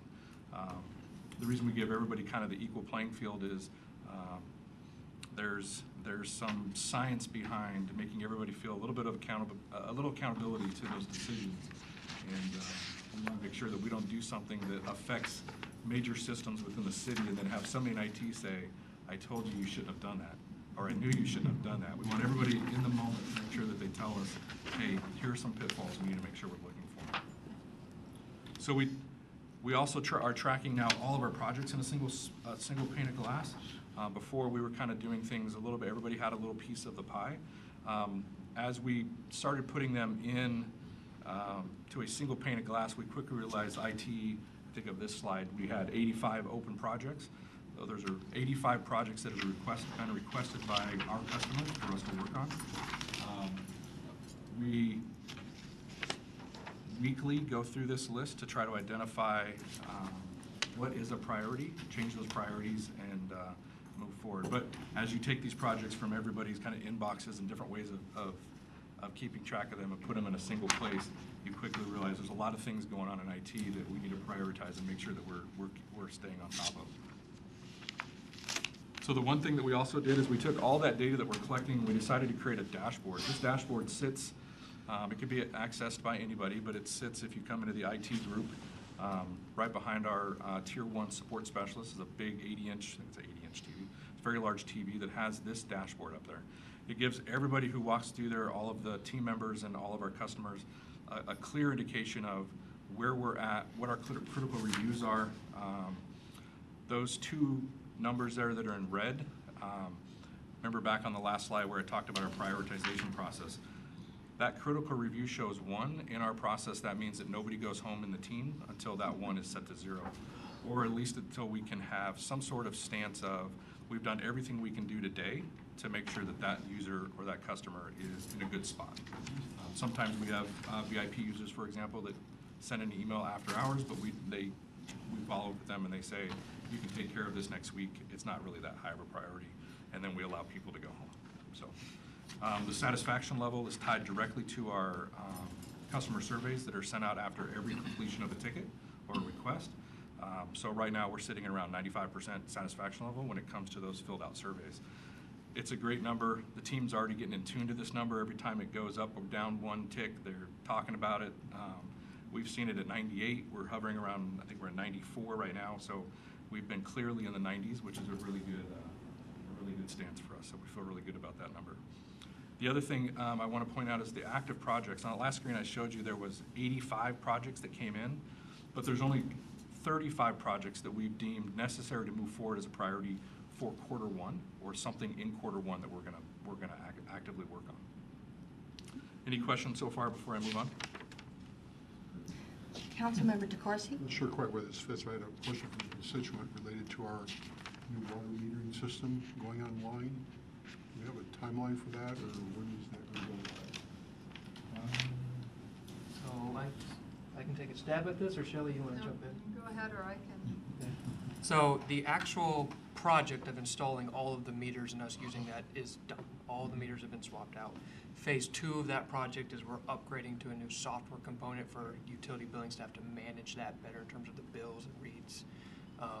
Phase 3 is actually putting this out to the public in terms of the customer-facing portal. So we're in Phase 2, which is, and I think 2 more weeks, if I'm not mistaken, is kind of our tentative training and rollover to that new system.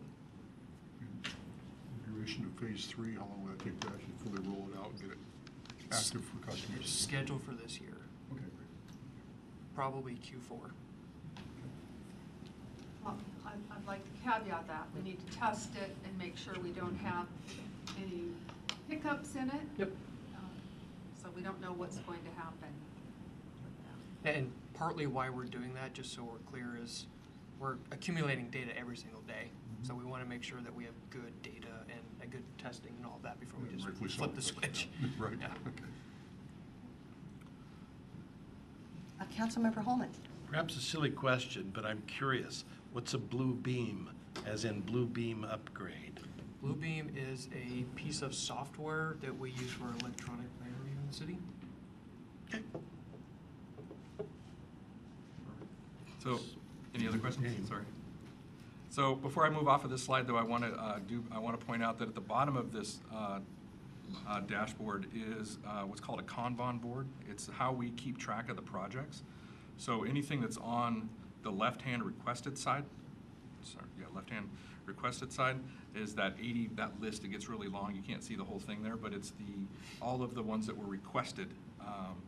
And the 35 constitutes everything starting with the doing part of that Kanban, where we're initiating, we're doing some initial work with that, we're planning, we're executing, we're monitoring to make sure everything that we did was good, and that's kind of where Shelley's talking about. Some of that testing goes on to make sure what we thought we were delivering is actually what we delivered. And then when that's all done, we mark it over into the done column and keep moving those. The Kanban board concept helps us understand where everything's at in its process, and we can quickly see where they are. The colors on there, even though the colors are a little bit kind of dim on the slide, they're based on the city department that requested that project. So we can kind of see where we're heavy or not heavy working on engineering projects versus finance projects versus HR projects. So, any questions on that?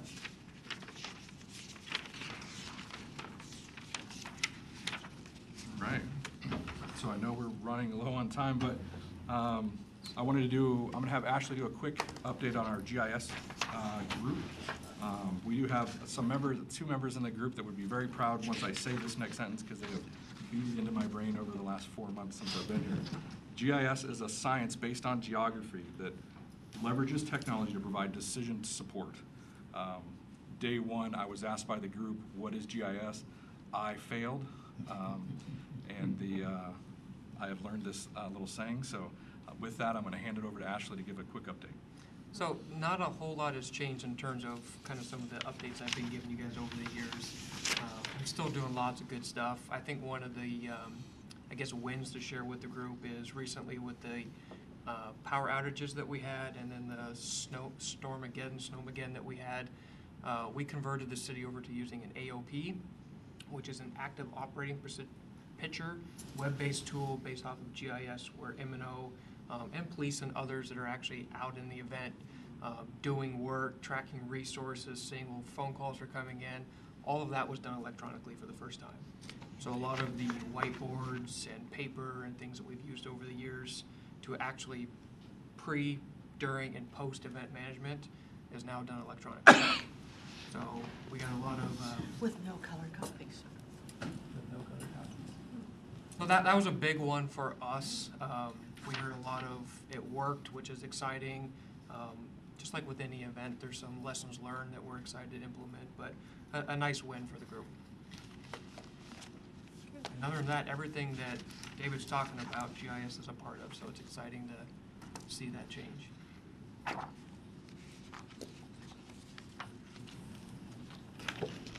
Any more questions? Just a comment. Councilmember Trout-Manuel. David, thank you for a nice job for being your first time doing this. Thank you. You did an awesome job. And so did you, Ashley. And you, Ashley. Sorry. Ashley's a pro. Any more questions for our duo, our magnificent duo? Thank you very much. Thank you. Thank you. Okay. And I'm going to turn the meeting back over to our Deputy Mayor. Are there any other discussion items? Hearing none. Any new business? Hearing none. We'll go to the matrix. Looking at matrix items 1 through 4, any changes on that?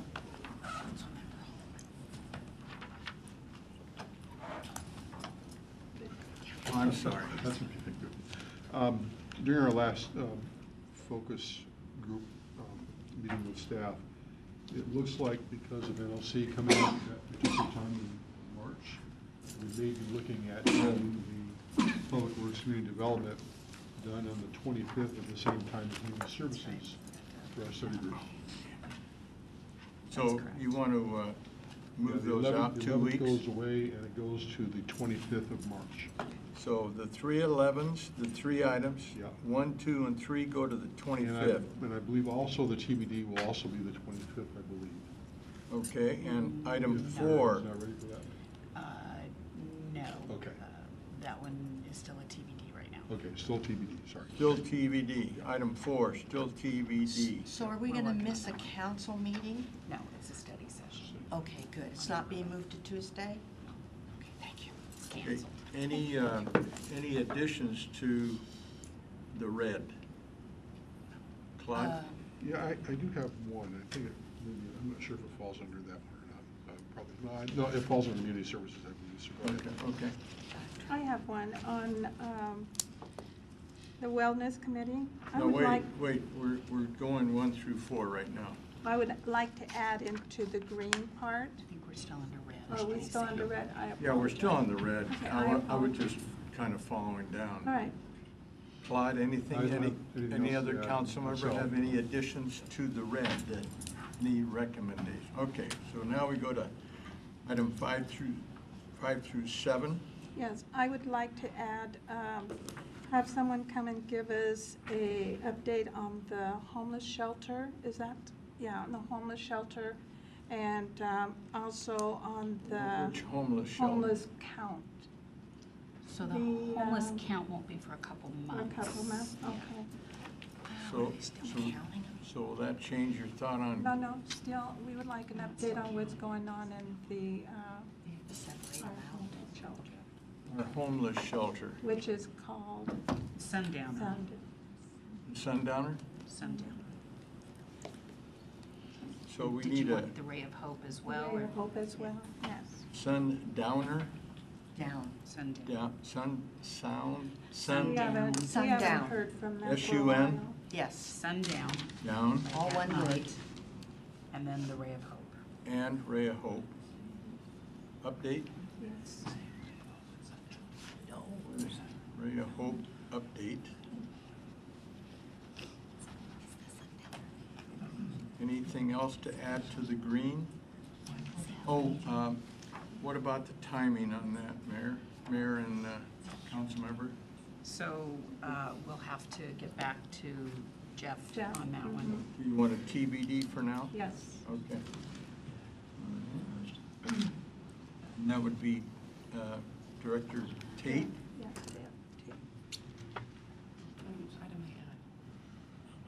Anything else to go under green?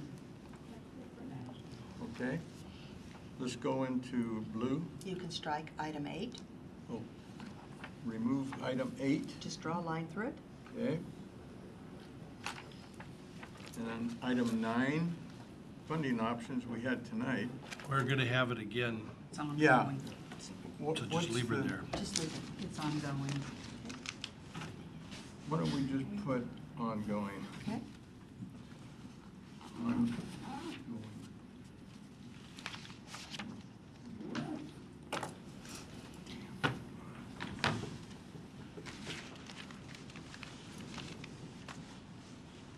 Okay, no further additions on blue? Correct. So we got only one item at this moment. Correct. All right. Item 10 and 11. So Director, Mr. Brown? It looks like we're slated for March 25th, and I don't have anything to add. no, so Daryl asked that that all be combined into one, and it's just going to be a Parks and Rec update, as opposed to calling out specific projects, because there's Okay. more than one that Sure. you'll want to provide an Parks update and on. Rec.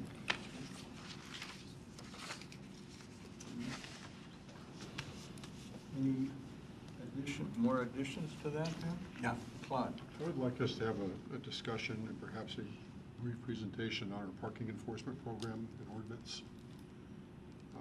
Parking, what do you? Parking enforcement. As we go around the city and you're driving around the city or go to certain areas, I think we may have individuals who may not be aware of the ordinance. We may have individuals who disregard it, and other factors that are occurring where, and I know we have limitations related to our resources to this as well, but I think we need to have a discussion related to what it is, how it's working, and what we should do from here on out. So parking enforcement? Well, we have to have a consensus first, because I haven't heard any issues on it. Are you talking about parking on the streets Yes. or on the property? Yeah, like or- the 72-hour parking limitation, or parking where there's signs that say no parking and people parking there, just a combination of things like that. So, just to quite kind of understand if there is consensus about what to do moving forward, what Well, do you mean? I think the council needs to look at the ordinance, and if we need to do something different with our ordinance or teeth in the program, there is a problem in certain areas in the city related to parking violations. I just think the council needs to address it. Have you had any citizen complaints or anything? Quite a few. In my neighborhood, I've had quite a few.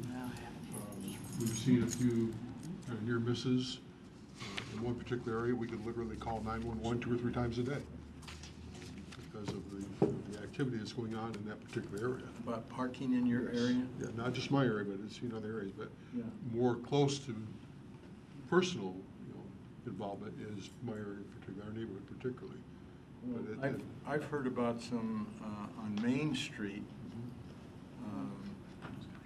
when they're not tagging cars for the limits, parking limits. So that's something we could, look at, talk about. I'd be glad to provide all kinds of information regarding parking. But listening to what you're asking, I'm still having a hard time grabbing onto what exactly you're after. Our parking ordinance is actually pretty robust. So I wonder, could I clarify, you just want to narrow it down to maybe 3 or 4 violations that you've mentioned, such as 72 hours, what kinds of vehicles can be parked in certain areas?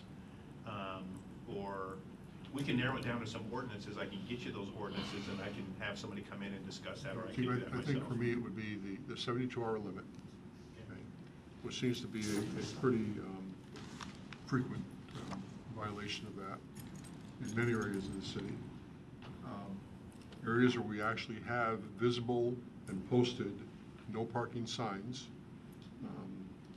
One area in particular, not just my neighborhood, but along B Street, where it's posted. You go down that street every day, and almost every day, and there's vehicles and rigs parked there. Including today, there's somebody who actually tried to either move a vehicle or whatever, and they knocked one of the signs down. Okay? So those types of things, particularly those 2 that are really most important in that respect. Deputy Mayor, you had quite a few changes there to the matrix. If you could, for the record, establish that there was consensus on those changes. Well, I don't think we've quite done that last one yet. So, Bill, do you have enough on parking enforcement to put something together? Yeah, as we move forward, if I got more, I can always reach out to Is that Councilmember. consensus No, of you the? have to have 4 have to have people. at least 4 people. I'm just saying, I don't need help on this. Oh, I thought you asked a question, excuse me. No, I was saying, do we have consensus to put parking enforcement update on the council matrix added? Okay, so what kind of a timing do you need, Mayor? We'll work. Did you get 4 yeses? No. I didn't see 4 yeses. Well, okay. How about a nod? There's 1, 2, 3. No more nods? Nope. Yeah, 3. So, I guess it's sorry, Charlie. Okay. All right.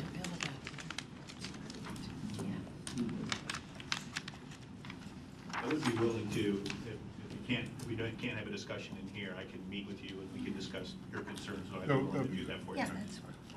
That sounds really good. Then you can get some specific answers to your questions and perhaps specific action. Okay, so you're okay on, No, no. You had your hand up.